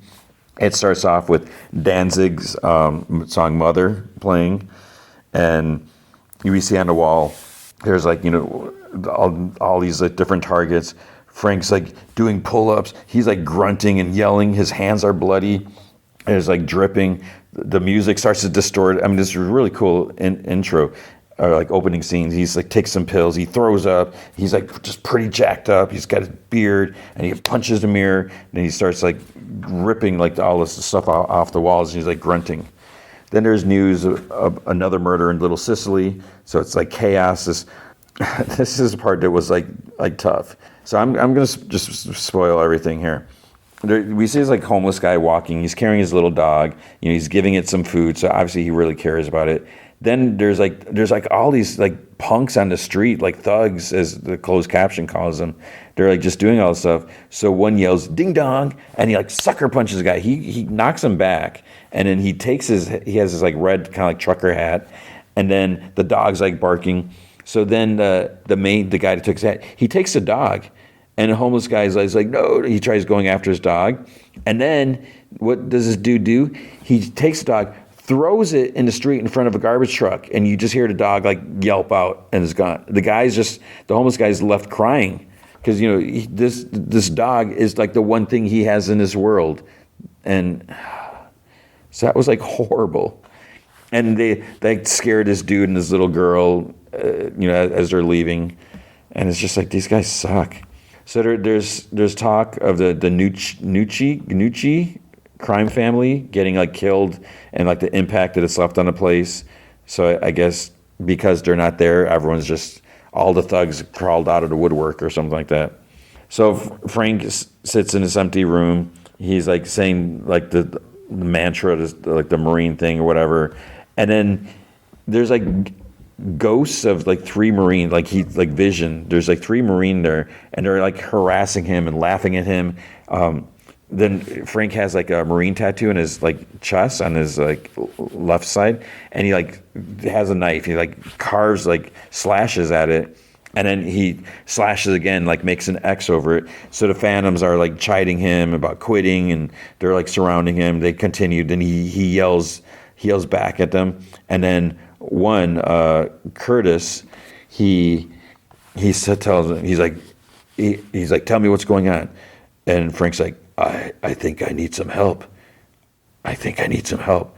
And then, but Curtis is gone. He's like, okay, Kurt, okay. So he packs a bunch of guns and rifles in this like case, whatever. He locks it up. He walks out of the apartment. We see this kid with his mom. The kid's name's Isaiah, and he like stares at him, and he says to the mom's like, "That's him." And the mom says something. He's like, "Oh, I never thought we'd see our neighbor," or something like that. So Frank he doesn't even like acknowledge him. He just goes outside. He's wearing a hoodie. So that dude that we saw with his daughter, he owns this deli. The TV is on. The news is talking about the new crime family. How there's a power vacuum now in Little Sicily that's left the neighborhood vulnerable. And they say that Frank Castle, a.k.a. the Punisher, is the main culprit behind the murders. It was alleged that the Ganucci's were one of the last criminal organizations linked to his family's death. So the little girl, her name's Charlie, she's like watching the news intently. And then she sees Frank in line at the deli. So she's got to recognize him. He's on the screen. There's like, it's not a super clear shot. And while Frank has like a beard or whatever, but she sees him there. And Frank like notices her, and she gives him this little wave. And then there's this other guy in there, Dennis, that the owner knows. And he's like tripping on something. He's like yelling. He gets to the front. He's like scaring customers. The dude that owns it, Dre, he like tells his wife to get Charlie to school, please. And then it slams on the counter like several times. So owner has to like yell at him. He's like, enough. It's like outside. And he like apologizes to Charlie. He's like, Daddy's just playing. Because, he didn't want his daughter to see him like yelling like that. So Frank gets his coffee. He gets up to the front and he's going to pay him. But the owner tells him, like, no, it's on me. He's like, sorry about the whole commotion. But Frank doesn't say anything. He doesn't say thank you. He just turns around and walks out. And then the dude tells, as he's walking out, he's like, have a good one. So outside, he calmly takes a sip. He crosses the street, and then that Dennis guy is like yelling. He's like, "They're inside the walls!" And he's like walking down the sidewalk. So he's just like tripping out. And then the thugs are there, and the leader dude that sold the hat, he hits a dude in the back with like a baseball bat, and there's lots of chaos. Frank just like walks. He walks past like Charlie and her mom. This police car pulls up and it like backs away. They're like, I guess they're like, forget it. Because there's this other police car. I'm assuming it was a different one. It's like, it's in flames, abandoned. There's like gunfire. Frank starts like getting flashbacks to the war, I guess. And then this black Mercedes like drives up, slows down, and then continues. So, but I think they might have we might have seen that like outside the deli maybe. I wasn't like fully paying attention to that. So Frank visits a cemetery. We see, was it Francis, David Castle Jr., then there's daughter Lisa, devoted wife and mother Maria Elizabeth. And he leaves a key on the grass. So I think that was a key to like the safe where he locked up all his guns. And Frank rubs like Maria's headstones. He's like, we did our best. He like sits. And he's like, you here, baby girl? It's like, you're so far away from me. So he's talking to his daughter. And he's like, this is like kind of like really tragic. He's like, close to tears. He's like, baby, when you were little, you couldn't sleep. I tickle your arm for you. It's like 3 strokes, baby. And that you were out. That was it. I told you I'd never quit. I told you I'd never give up on you. And he like sobs. He's like, baby, I don't know what to do. There's nothing left to do. I'm fudging tired. I'm tired. And then he pulls out a pistol and he puts this to his head. He's like, I'm sorry, baby. He inhales sharply. He starts to squeeze, but then he like sees like his daughter on the stairs, like at their place. And she's like, psst, Daddy, come up. And he sees his son at the pool. He's like, Dad, watch this. And he like jumps in. And Frank's like, I'm tired, baby. And his daughter wants him to read a book. She lays down. The son peers over the edge of the pool. It's like, did you see it? The wife rolls over, trying to get his attention. Daughter's upset, son's upset, and the daughter just, she puts the book down, lies on her back. She calls out to Daddy, and then there's like red on her PJ top starts spreading. And she's like, Dad, what's happening? And he's still holding the pistol to his head. His wife's screaming at him. His daughter's full of blood. She calls to him, and then we see like a merry-go-round, and like I think his wife getting shot. And his daughter, Lisa, is like, you okay, Daddy? and he puts the gun down. So she's standing right there in front of him at the cemetery. He's like, hey, hey. And she stares at him, then gives a small wave the way Charlie did. And he starts to say like, I'm sorry, but she's gone. And he's like, wait, no, baby, come back. It's like, you come back. I'm so sorry. He's like, screams. So back in the city, he's like walking, he's walking back. Ghost Curtis is like, you think God's going to forgive us for the things we've done, Frank? Frank just like walks, ignoring him. He's like, I'm not sure about me, but you, I know you ain't got a fudging chance. Ha, ha, ha. And Frank like turns and like looks at him. He's like, what, you can't smile? Poop was funny. He's like, oh, I see you on your sad sack BS. And then Curtis stops. He's like, all done, nothing left to do. Poor Frank. And Frank stops walking. What's your purpose now, Marine? And he like turns, but there's no one there. But then he sees like the black Mercedes across the street from the deli. He keeps walking, walks between like some parked school buses. I don't know why they're there. He walks past a version of himself in a black trench coat. And then outside his apartment, a woman named Ma calls out his name. She's like in a wheelchair. And he stops, he turns, he sees her. And there's like big dude like pacing behind her, like glaring. So she's like, sorry if I startled you. So the older woman, she's like, old woman knows your name, where you live. And he looks at the big dude. She's like, Frank, I need your help. Frank, you see, my family was taken. So Isaiah runs by, whatever, and goes inside. She's like, oh, he's a cute kid. Too bad he has to grow up in such filth. She's like, can I tell you a small story? So like Frank turns around and she yells, my entire family, Frank, same as you. So he like stops. And she's like, loneliness, right, Frank? It's like hunger, a dreadful, nasty, ever-present hunger you just can't shake. But for you and me, Frank, that's all we got. It was Benny, my husband. He was the first. So we see this dude, like shirt open, carrying 2 mimosas, out by the pools and stuff like that. She's like, given his line of work, I was surprised it didn't happen sooner. He came home at night smelling like of some slut's cheap perfume, some pathetic shade of poop lipstick smeared on his collar. So there's like a few women by the pool, like when the lounge chair, he leans over, gives a gal like a smooch, and then he gets shot in the head, falls into the pool. And she's like, Bobby, my oldest, he was next. He was a great policeman. He solved many capers that others never could. So we see him like with his uniform, like shirt off. He's messing around with some woman. She's like, he was butchered. So a guy comes up behind Bobby, grabs his head, and like slashes his throat with like a tomahawk or something like that. So blood splatters all over the lady, and she like screams. And so Ma continues. And then there was Eddie. Eddie, he lit up every room that he ever walked into. He created a family of his own. And we see that they get like gunned down. It's a real joy to watch your children bear fruit. And the little kid's like watching from a window, like as they got killed. And she's like, and then there was my prince, my beautiful Carlo. So we see her with him in a car. Whatever the rumors said, I knew he never touched a single one of those kids. He didn't get his hands dirty like the others. He was a thinker. His mind was his weapon. And so then this like hot dog cart seller like steps out in front of the Mercedes, and the driver yells out the window. He gets shot. And then blood like splatters on them in the back. Passenger seat guy, he gets shot from the outside. So she continues, it's okay, Ma, he said to me, but I knew my sweet prince was wrong.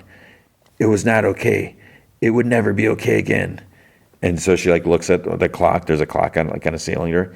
6:47, a time that will be seared into my heart forever. So she gets up like on like braces, like crutches, whatever. You were like a hungry, avarice animal. So at this point, it's like, I don't know, at one point, it's like all these people are getting, I was like, is the Punisher doing this? Was it Frank? But when they're in the car, we just see like we don't see his face. She's like, you took everything I had. So, we see him in the back seat, and then we finally see Frank's like Punisher logo under his trench coat, like standing outside. So he opens the door, pulls out the kid, like by the jacket and the hair, and he growls. He puts his head on the curb and his knee on his neck.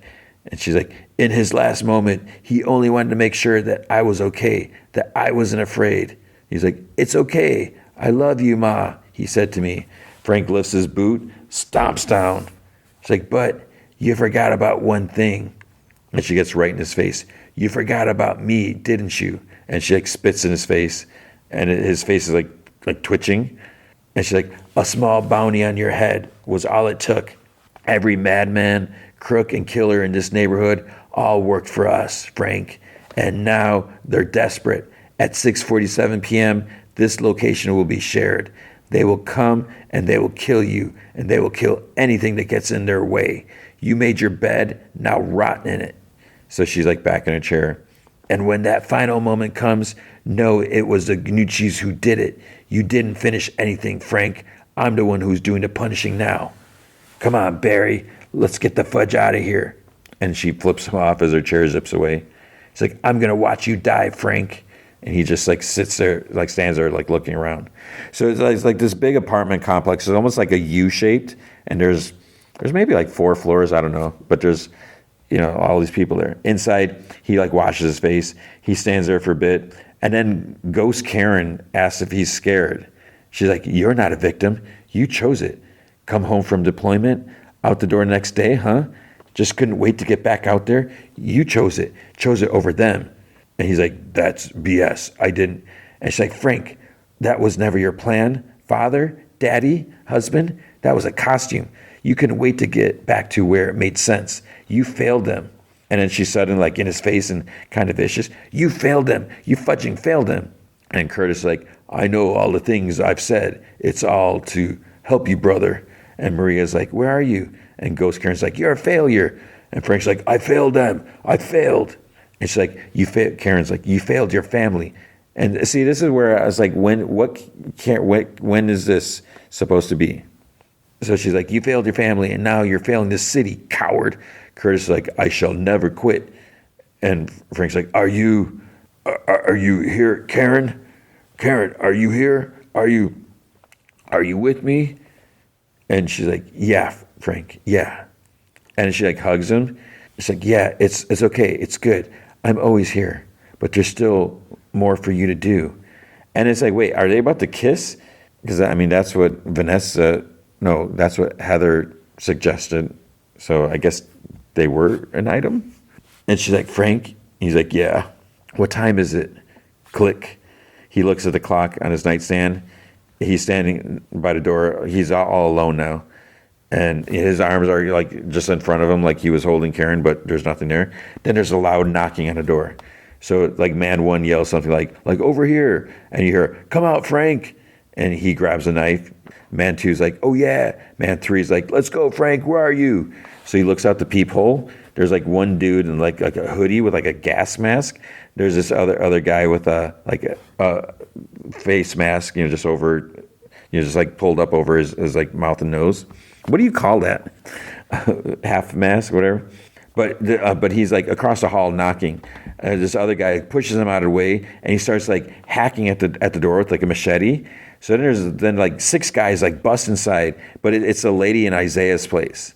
So they went in the wrong place. And then like some liquids, like they splashed some liquid at Frank's door. I don't know if it's probably like some sort of gas, right? And it starts pouring, like seeping under the door. So he like backs away. There's like all this noise, and Isaiah is like calling out like to like his mom or whatever, and the liquid's like seeping under the door. And then there's a sound of like chink, like a cigarette lighter, and whoosh. So it trails over to Frank and like up his legs. There's more screams, like mommy, daddy. Frank is like standing there. Then he gives this long, he charges forward, smashes through the door. He pounds a guy out there, he dives into the apartment across the hall. He tackles a guy, and then there's like this old timey music playing, whatever. He punches a gas mask guy in the face. It breaks, he had like glass lenses or something like that. And then machete guy swings but misses. Frank punches him square in the face, shoves him aside, gives a third guy in the kitchen like solid kickback. Machete guy turns to Frank. He stabs him in the arm with a knife and chest, and then he shoves him like off his knife. Frank did all this. He goes into the living room. There's another guy attacks. Frank dodges, slams his elbow into the guy's head. The masked guy's on Isaiah's mom, and Frank grabs him by the hair, from behind, and he shoves his knife into the side of his throat. Frank waits until Mom can take Isaiah away, and he says something to him, but then this other guy slams Frank in the back of the legs, or it might have been like his back with the bat. He hits Frank in the shoulder and then the ribs, but when he hits him in the rib, Frank puts his arm down to like grab the bat away from him. So Frank hits him in the face with the end of the bat, and then he brings it up to like hit him in the mouth, knocks the guy down, and then it's like an aluminum bat. He slams it down on him. This other guy comes up with a metal axe. He swings it, but it hits he blocks it with the bat. He hits him in the chest with the bat. Frank slams the bat down on Axe Guy's head. It's like whoosh, it's like just a solid hit, and his body like kind of twitches. And there's a gunshot. A body flies in the hall. A ski mask guy with a shotgun pops in the doorway. Frank flings the bat at him, but he just like knocks it away. So Frank goes around like the other side and like into the living room. He grabs half mask guy, uses him as a shield against the shotgun as he shoots, and it's like blam.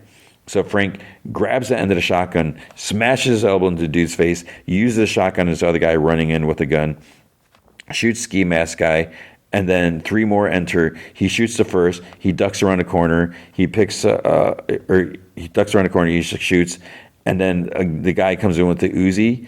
He ducks around the corner and shoots a guy coming with the Uzi. He picks it up.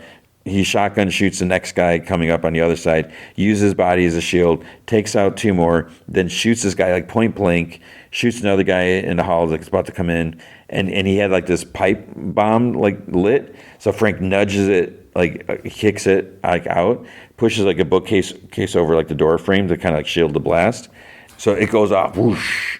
Frank's a little dazed and there's like ringing, so he goes upstairs and he goes to the patio. He sees like the other apartments. He looks out the windows. It's just like full of chaos out there. There's killers all over. Like the floor below, he hears, it's like, you want to be a hero? So there's like a thug taking on this older guy with a cane. So Frank aims the shotgun, trying to get a shot. So the first guy leaves, but then this other one comes up and points a gun at the older guy's. And then Frank shoots him from above. He jumps down, shoots this other guy. The shotgun's out of bullet. He picks up an assault rifle. Two guys come and he's got a like single shot mode, which is smart. This other guy, he grabbed a woman. Frank shoots him so she can get away. Another guy grabs Frank, but he shoots him in the leg, grabs him from behind, turns, uses his body as a shield because there's like people coming up behind him. He shoots two more, tosses the shield guy, the body, over the balcony. Someone like shoots from across the way. He ducks. He shoots a guy coming at him. Then he flies over the balcony, shoots a couple more, shoots a third. He's out of ammo, so he takes another guy's rifle just lying on the ground. He hears some screams, shoots a guy across the way, and then behind him there's an elevator. Like three guys open up. They see Frank. He shoots all three of them. He starts running around. So like there's this like balcony that goes around like the floor of the apartment place. He's like howling. He jumps through this glass door at this other guy. The guy groans. Frank shoots him. So he's in his hallway now, like across on the other side. He gets to some stairs. It's like quiet. So he starts going down. Three guys come around the corner. He shoots them. This other guy like pops out of somewhere, shoots him. And then he turns to the stairs, starts going up. So people like run by on the floor. He's like, look, there's like a door. So he's like looking through. And I think he's back on his floor now. Maybe. No, wait. Because he went down, I think. He continues going up. He shoots a guy that comes around the corner. There's this other guy coming down. He shoots him a few times. And we hear, "We're coming for you, Frank." He grabs a fire extinguisher, tosses it down like the stairs, and shoots it with the pistol. So it goes off, explodes, big puff, whatever. He grabs a clip from the down guy. He picks the rifle back up. He moves up the stairs, makes it to the roof, and there's no one there. So I think he like busts a doorknob or something like that. And he waits. They start banging because I guess they can't get the door open now. But then they bust it open. He starts shooting at them as they come out. But then there's this other door, so more people more thugs are coming up. He turns to shoot them, but then the rifle's out of ammo. So he switches to the pistol. And there's like these big like air conditioned units or something like that. So it's like stuff for him to like duck behind or whatever. So he gets hit by one guy who ducked. He ends up taking him out, but now his pistol's out of bullets. He starts like swinging with the rifle, he's taking thugs out. he comes at him with the axe, and he like blocks it with the rifles, and he slams it into his gut. He turns, takes out the next guy. This guy, he's coming at him with like a ball peen hammer, smashes the hammer dude in the face. He turns and hits the guy an axe in the head. He picks up an Uzi, but he only gets a couple shots out of it. So he takes down one guy. It's out of bullets. This guy comes around to like the big AC units, hits him with like a big metal pipe. So Frank grabs it from him, hits him in a knee and then in the face. He fights off this other guy, and then yet another one comes. Slashes at his thigh with his big knife. He fends them both off with a pipe. He hits the knife guy square in the face with the end. Frank moves back. He goes around this other unit. This guy's coming at him with a gun. Frank grabs him, headbutts him, flips him like onto the ground, shoots him 3 times, like twice in the chest, once in the face. It's like, come on, you don't have shoot him once in the head. That's it. You don't need to waste bullets. This other guy comes around to tackle him, knocks him like over the edge. Frank shoots the guy like twice in the head, lands like one level down on top of this AC unit, and like kind of smashes it. Now this is the part I didn't really notice it so much, but I don't know what they talked about this. There's like some unfinished CGI, whatever, and it was like weird when he smashed. I don't, but whatever. I was like so into it, I barely like noticed it. So he lands on this AC unit, but still got to hurt, and he fell like one floor down.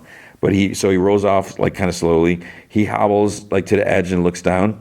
He sees Ma and her bodyguard in the, like kind of like the middle of the road, whatever, looking up. This other thug comes up like behind, and Frank shoots him in the head. 2 more are coming at him with like sticks or something like that. Frank is kind of like, he's like, come on. He turns, he hops over the edge, crashes on top of a scaffold, and then he's like on his back. And then he like looks up, he sees one thug, he throws another guy over the edge, he just grabs him and throws him at him, like he's gonna land on top of Frank. So he's like, oh man, and he like rolls off, but he falls like a few floors. It's like, okay, come on, there's a better way to do this. He falls a few floors down, lands on top of a school bus on the road, and like rolls off it, like falls off. So he lands on the ground. So he groans, he gets his feet. Ma and the bodyguard like retreat because I guess they're chicken. So it's like still chaos in the street. 2 guys see him, and they give up on like the innocent, like whatever they're harassing. They move towards Frank. One has a bat. He dodges the bat swing. He punches the guy in the gut, kicks the other guy in his gut, turns to like Bat Boy, takes his bat, smashes him with it. The other guy has a knife out, but Frank already like he hits him in the face. Smacks the first guy again, and then this dude on a motorcycle drives by, smashes like a bottle on Frank, and you can hear like Dre in the background like, get out of my fudging shop. So he's like fighting thugs off with like a bat, but it's like, wait, what about Charlie? Because you know this is not going to go well, right? Frank sees like Ma's driver like beating on some guy, so the bodyguard lifts her, like carries her into the back of the car. He has a scowl. He moves towards them.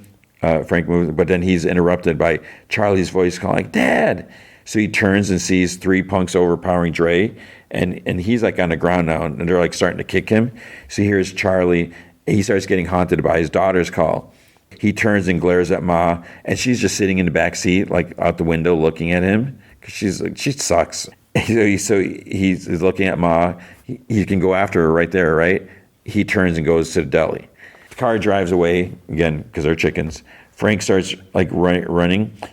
This like song by this band called Hate Breed comes on. Frank's like running with the bat. There's this other guy with an axe coming at him. He gets shot and he falls. He's shot by a guy in a motorcycle. He must have been aiming for Frank. He points at Frank, but he knocks him off the bike with the bat. Frank picks up the dude's pistol and he starts running again, and pew pew pew takes the 3 out. Dre's like bloody on the ground, and he doesn't get up. He's just like hurt and injured. He's like, "Help my daughter, please." Frank goes inside. There's 2 guys behind the counter. One has a hammer. The other's holding a gun up to Dre's wife. I think her name is Debbie. So Frank takes out the first with a headshot, and then 2 to the other guy. She screams. Then there's 3 shots to a guy with yet another axe. And then 1 to this 4th guy, he's out of bullets now. So this other guy swings, it's like some sort of crowbar or something at Frank, but he just like ducks back. Frank hits him in the face several times and then brings the dude's crowbar. He pulls it down and it like goes into the guy's like back. Then he kind of hooks it around the guy's neck, smashes his head into a glass case. He grabs a coffee pot, smashes that on this other dude. He kicks there's like this cart, like the cart with like the metal trays on it. There's a guy behind it with like for bread or bagels or something like that. He kicks it back, the guy gets like pinned like between like the cart and the wall, so it like kind of knocks him out. So then Debbie, she has Charlie in her arms. She's like, don't look, don't look. And there's this other thug in there who reaches for like this big knife. Frank grabs him, has him pinned down on this big table or like cutting board. He grabs a knife, holds his arm down, and he brings his knee down. It snaps it. It was nasty. And then he takes a knife, slashes the guy's throat. So it kind of seems quiet. So Frank's like panting, catches his breath. And Debbie and Charlie are crying. He checks on them. So now here's the thing. This is what I'm thinking. It's like, okay, did something happen to Charlie? Did she get hurt? Did she shot or whatever?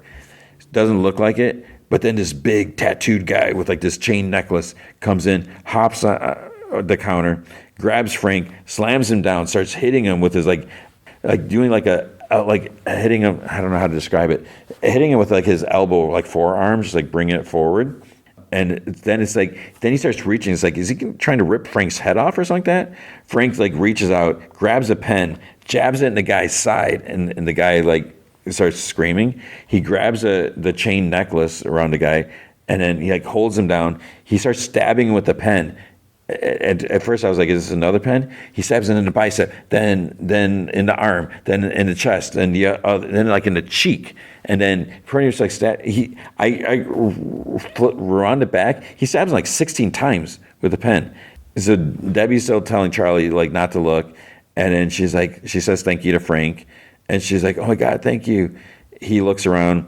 He sees he got stabbed in the shoulder. There's like something sticking out there. So I don't even know when that happened. So he like pulls it out, which seems crazy. He just like drops it. Then there's a thud like against him. So it's like, oh, now what? He looks down. He's like confused. Charlie's giving this big emphatic hug. And it's like, so it's very sweet. So far, Dre comes in calling Charlie. So she goes to him. The three hug each other. Frank starts walking out. And Charlie's like, wait. So she goes in the back. She gives him this like rose that she drew and cut out. She's like, this is for you. So Dre kind of pulls her back, looks at Frank. He's like, thank you. And Frank's just like, yeah. So there's like sirens in the background. But there's been sirens for a bit. No one's come. Debbie says, she says thank you as he steps outside. Then there's like an ambulance and there's a couple of cop cars. Frank starts walking down the street and he's like holding the paper rose or whatever. He goes to Lisa's grave. He clears off some stuff because I think what he would do is he would put possessions of people that he killed that harmed them. He would like leave that, whatever. He clears off all the stuff. And then he puts like the paper rose at the base. I met someone today. Reminded me of you. I think you were with me today, baby. Yeah, maybe you were with me. Then he looks at the key on the grass, picks it up, sits. Yeah, baby, maybe I'm going to keep going, huh? 1 batch, 2 batch, penny and dime. Papa Bear is a baker, and so am I. 1 batch, 2 batch, penny and dime. Yeah, I love you, baby girl, till the end of time. And then he repeats, and the camera starts to pan out. So it's like, so that was like nonstop. I got to catch my breath. So that's not the end. Then I was like, oh man, we see this older couple like walking down the sidewalk because she's like, what time does this train come? Did you pack or whatever, this like this?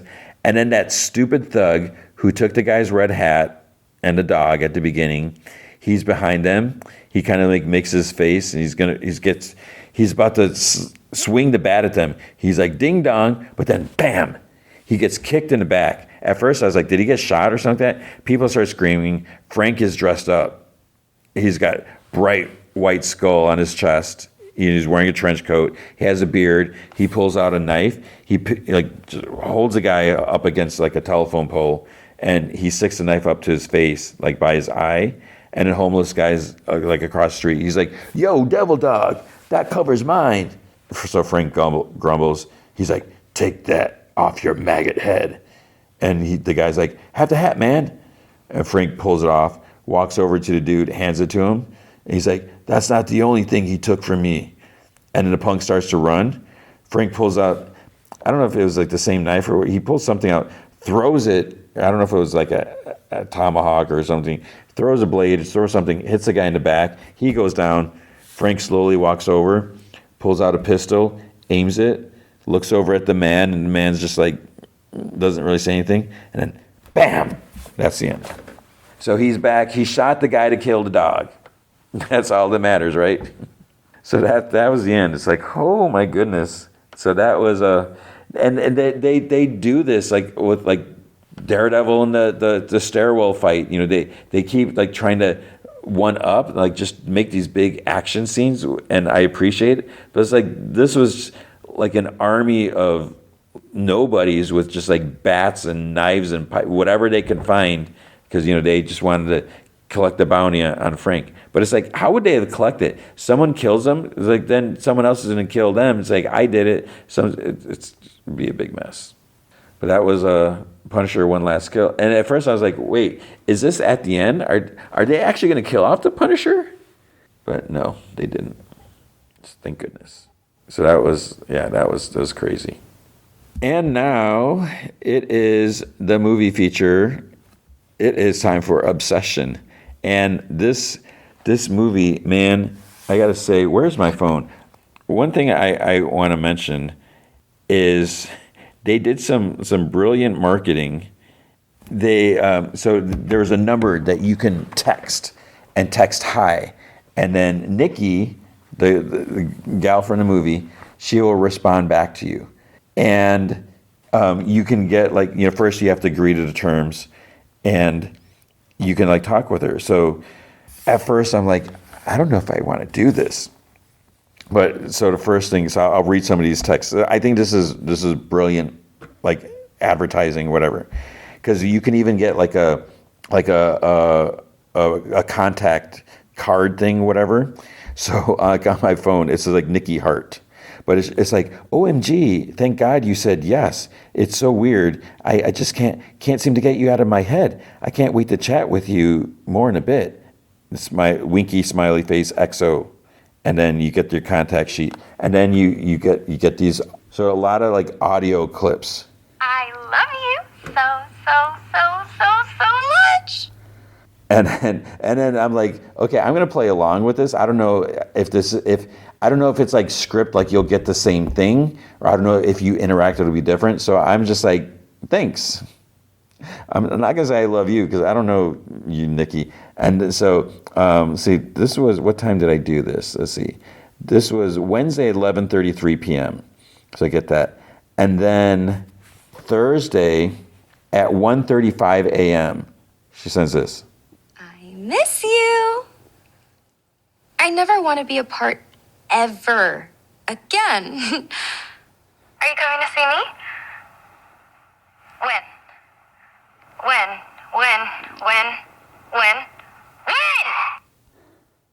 So it's like, it's like, I didn't say anything.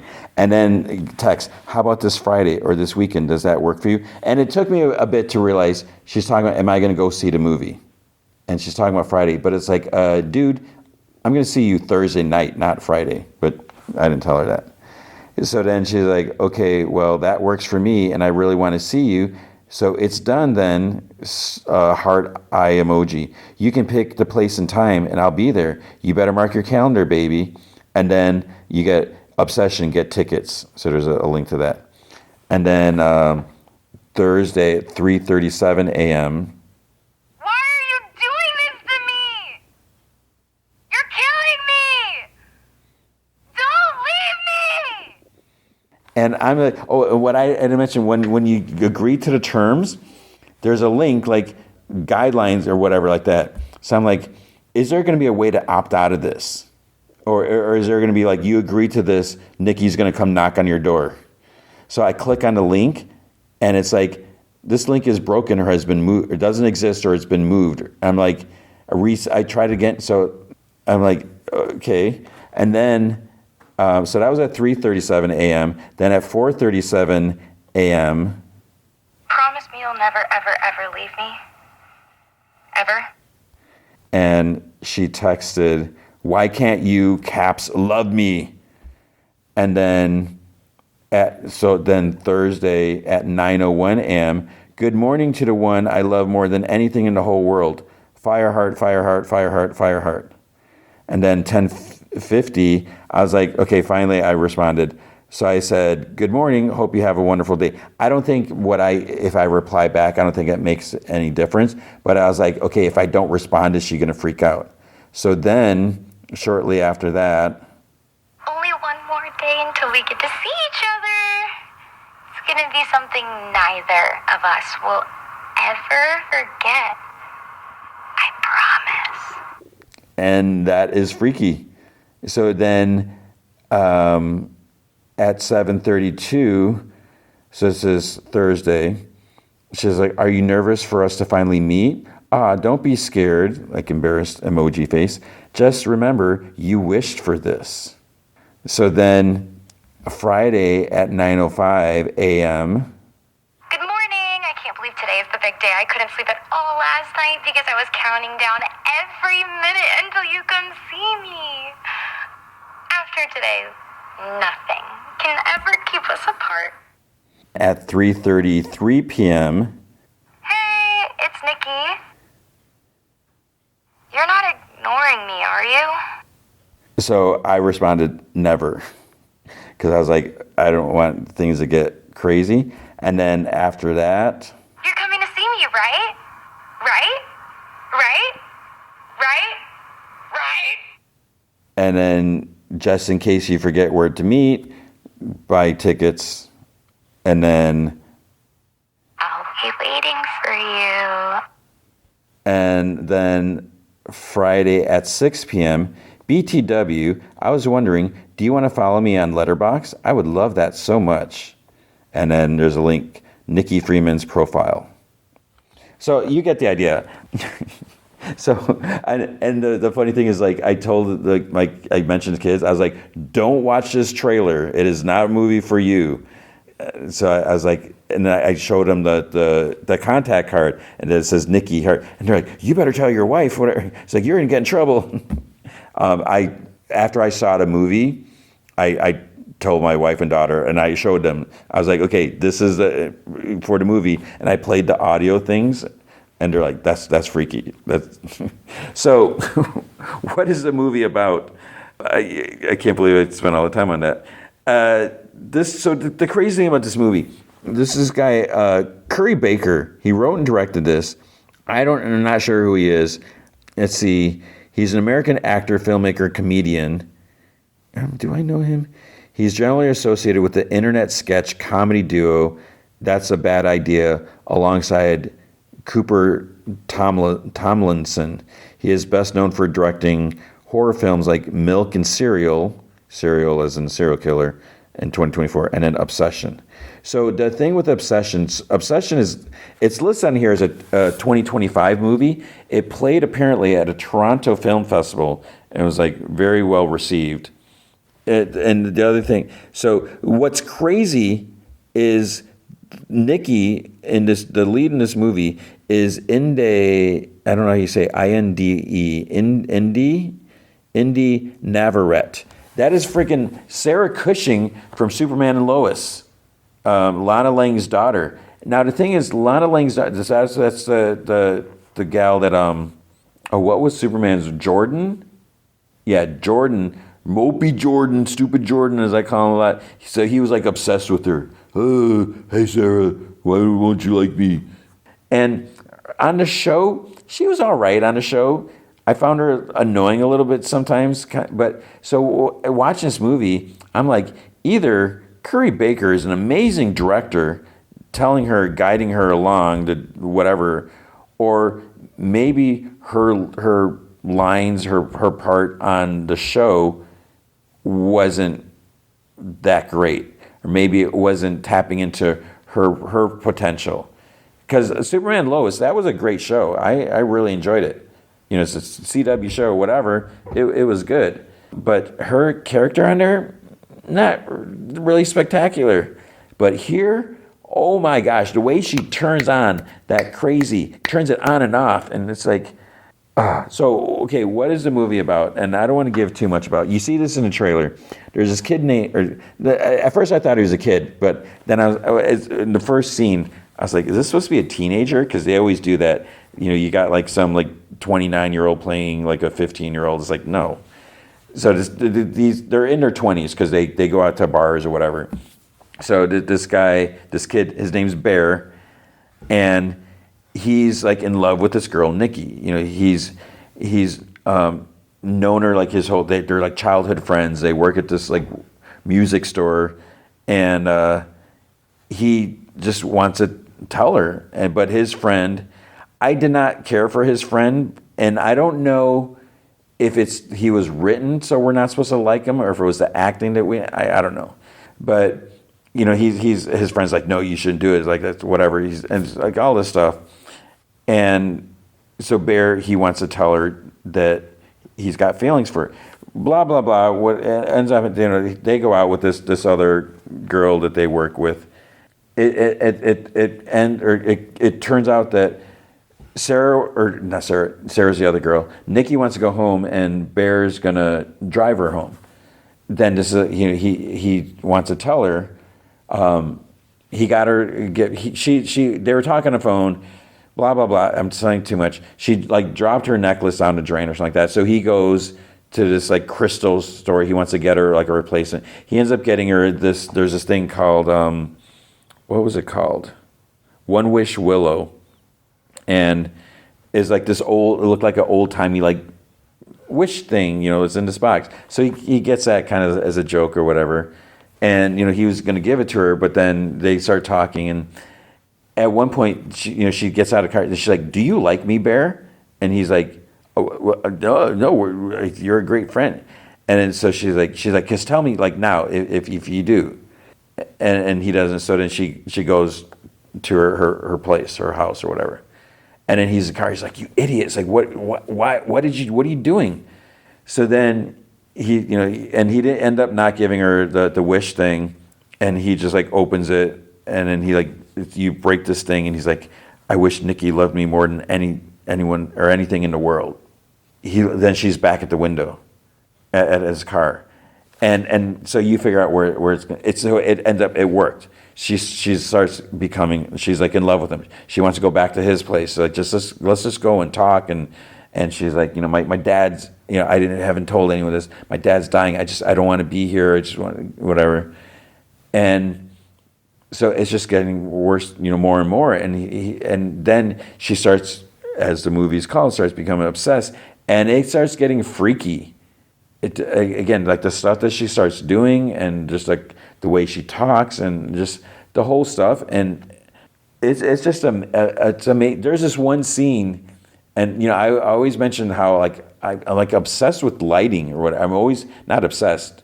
No, I didn't mean to say that. I'm always just in awe with lighting. And there's a part where she's outside on his like front step or whatever, and it's like dark, but you can like see like kind of her features, and like the way like her eyes are almost like glowing, and it's just like it's crazy. So it just goes from there. But as we're watching. And this is one of the movies. I mean, the theater was pretty full for like a Thursday preview night, because it's always like hit and miss, especially because this is like a small movie, and you can just feel in the theater, like the whole theater. There's like just like this mesmerized hush. It's like people were just riveted. They were glued to it. There's no one's like really like moving around. You don't really hear people fiddling with their popcorn bags or whatever, anything like that. And it's just like, no one's like whispering or talking. People are just like watching. And there's like some scenes where it's just like, it's like hard to watch. And you just start getting just so tense and amped up. It's like edge of your seat. It's like, it's like you want to look away, but you can't, like one of those type of things.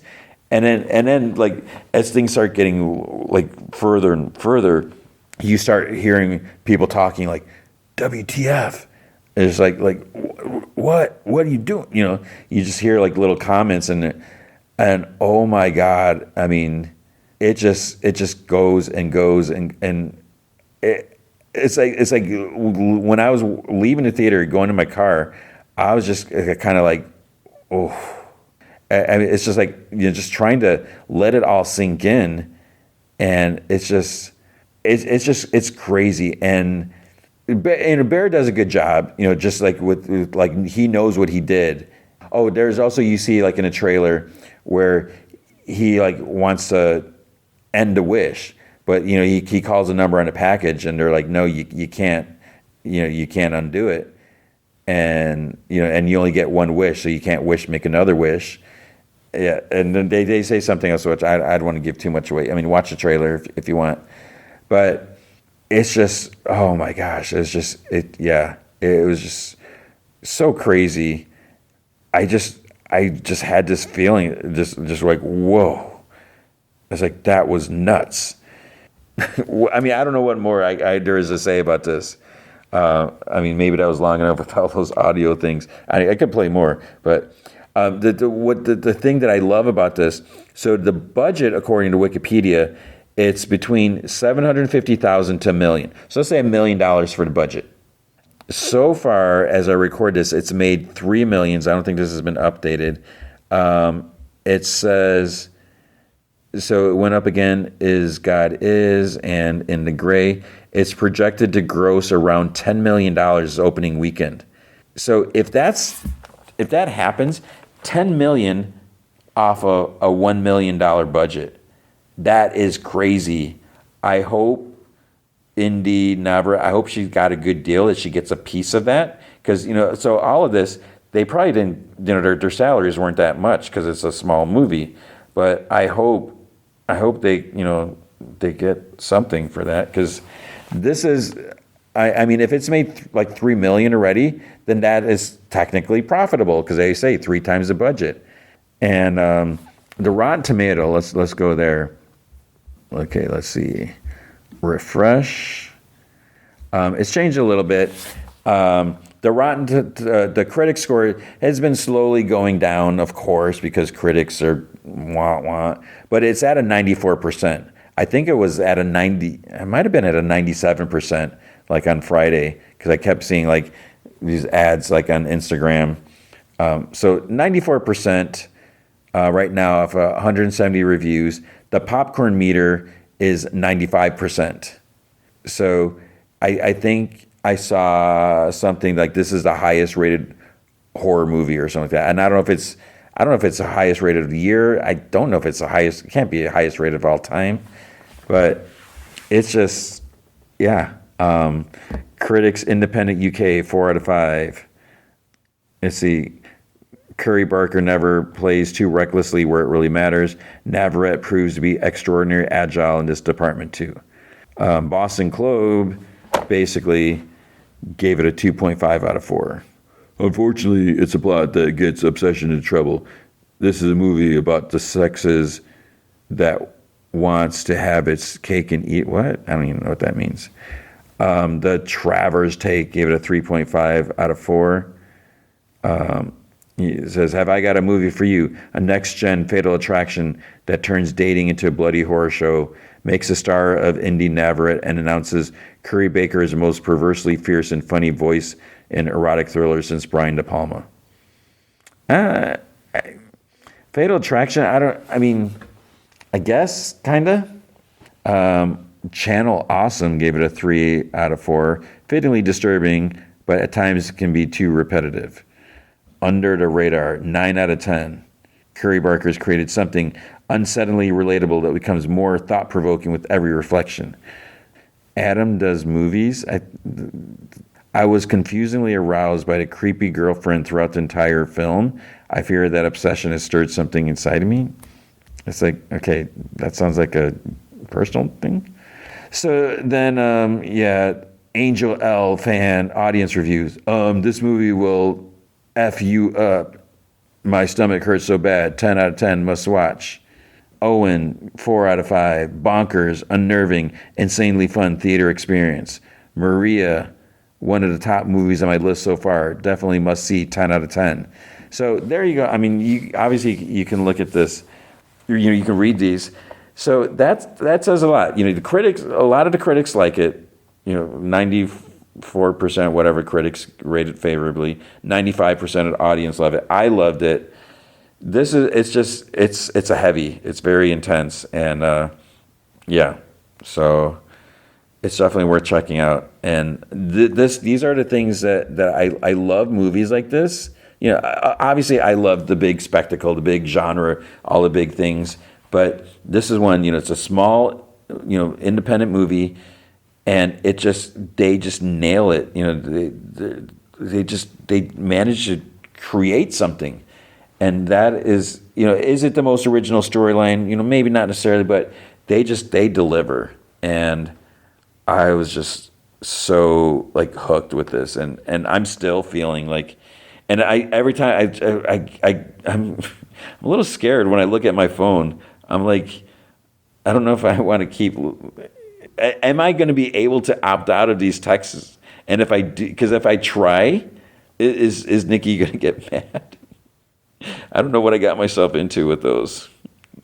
Okay, but that's going to be it. So yeah, definitely you got to see this movie. Unless you hate horror movies, you should see this. Do you need to see it in a theater? I mean, there's nothing overly spectacular, visually, but it is. I think just the mood, the music, and just the lighting, and just it is. There is something about seeing it in a big dark theater, and if see it with, as long as you don't have an annoying audience with you that's going to be talking during it, but there's something just seeing it with people and just feeling that how everyone's just so tense, and so yeah, I love this movie. One of my favorite of the years, definitely. So that is going to be it for this week. So big thanks to Andrew Loken. He is a big supporter of the show. You can be a supporter by going to patreon.com/gmanfromheck.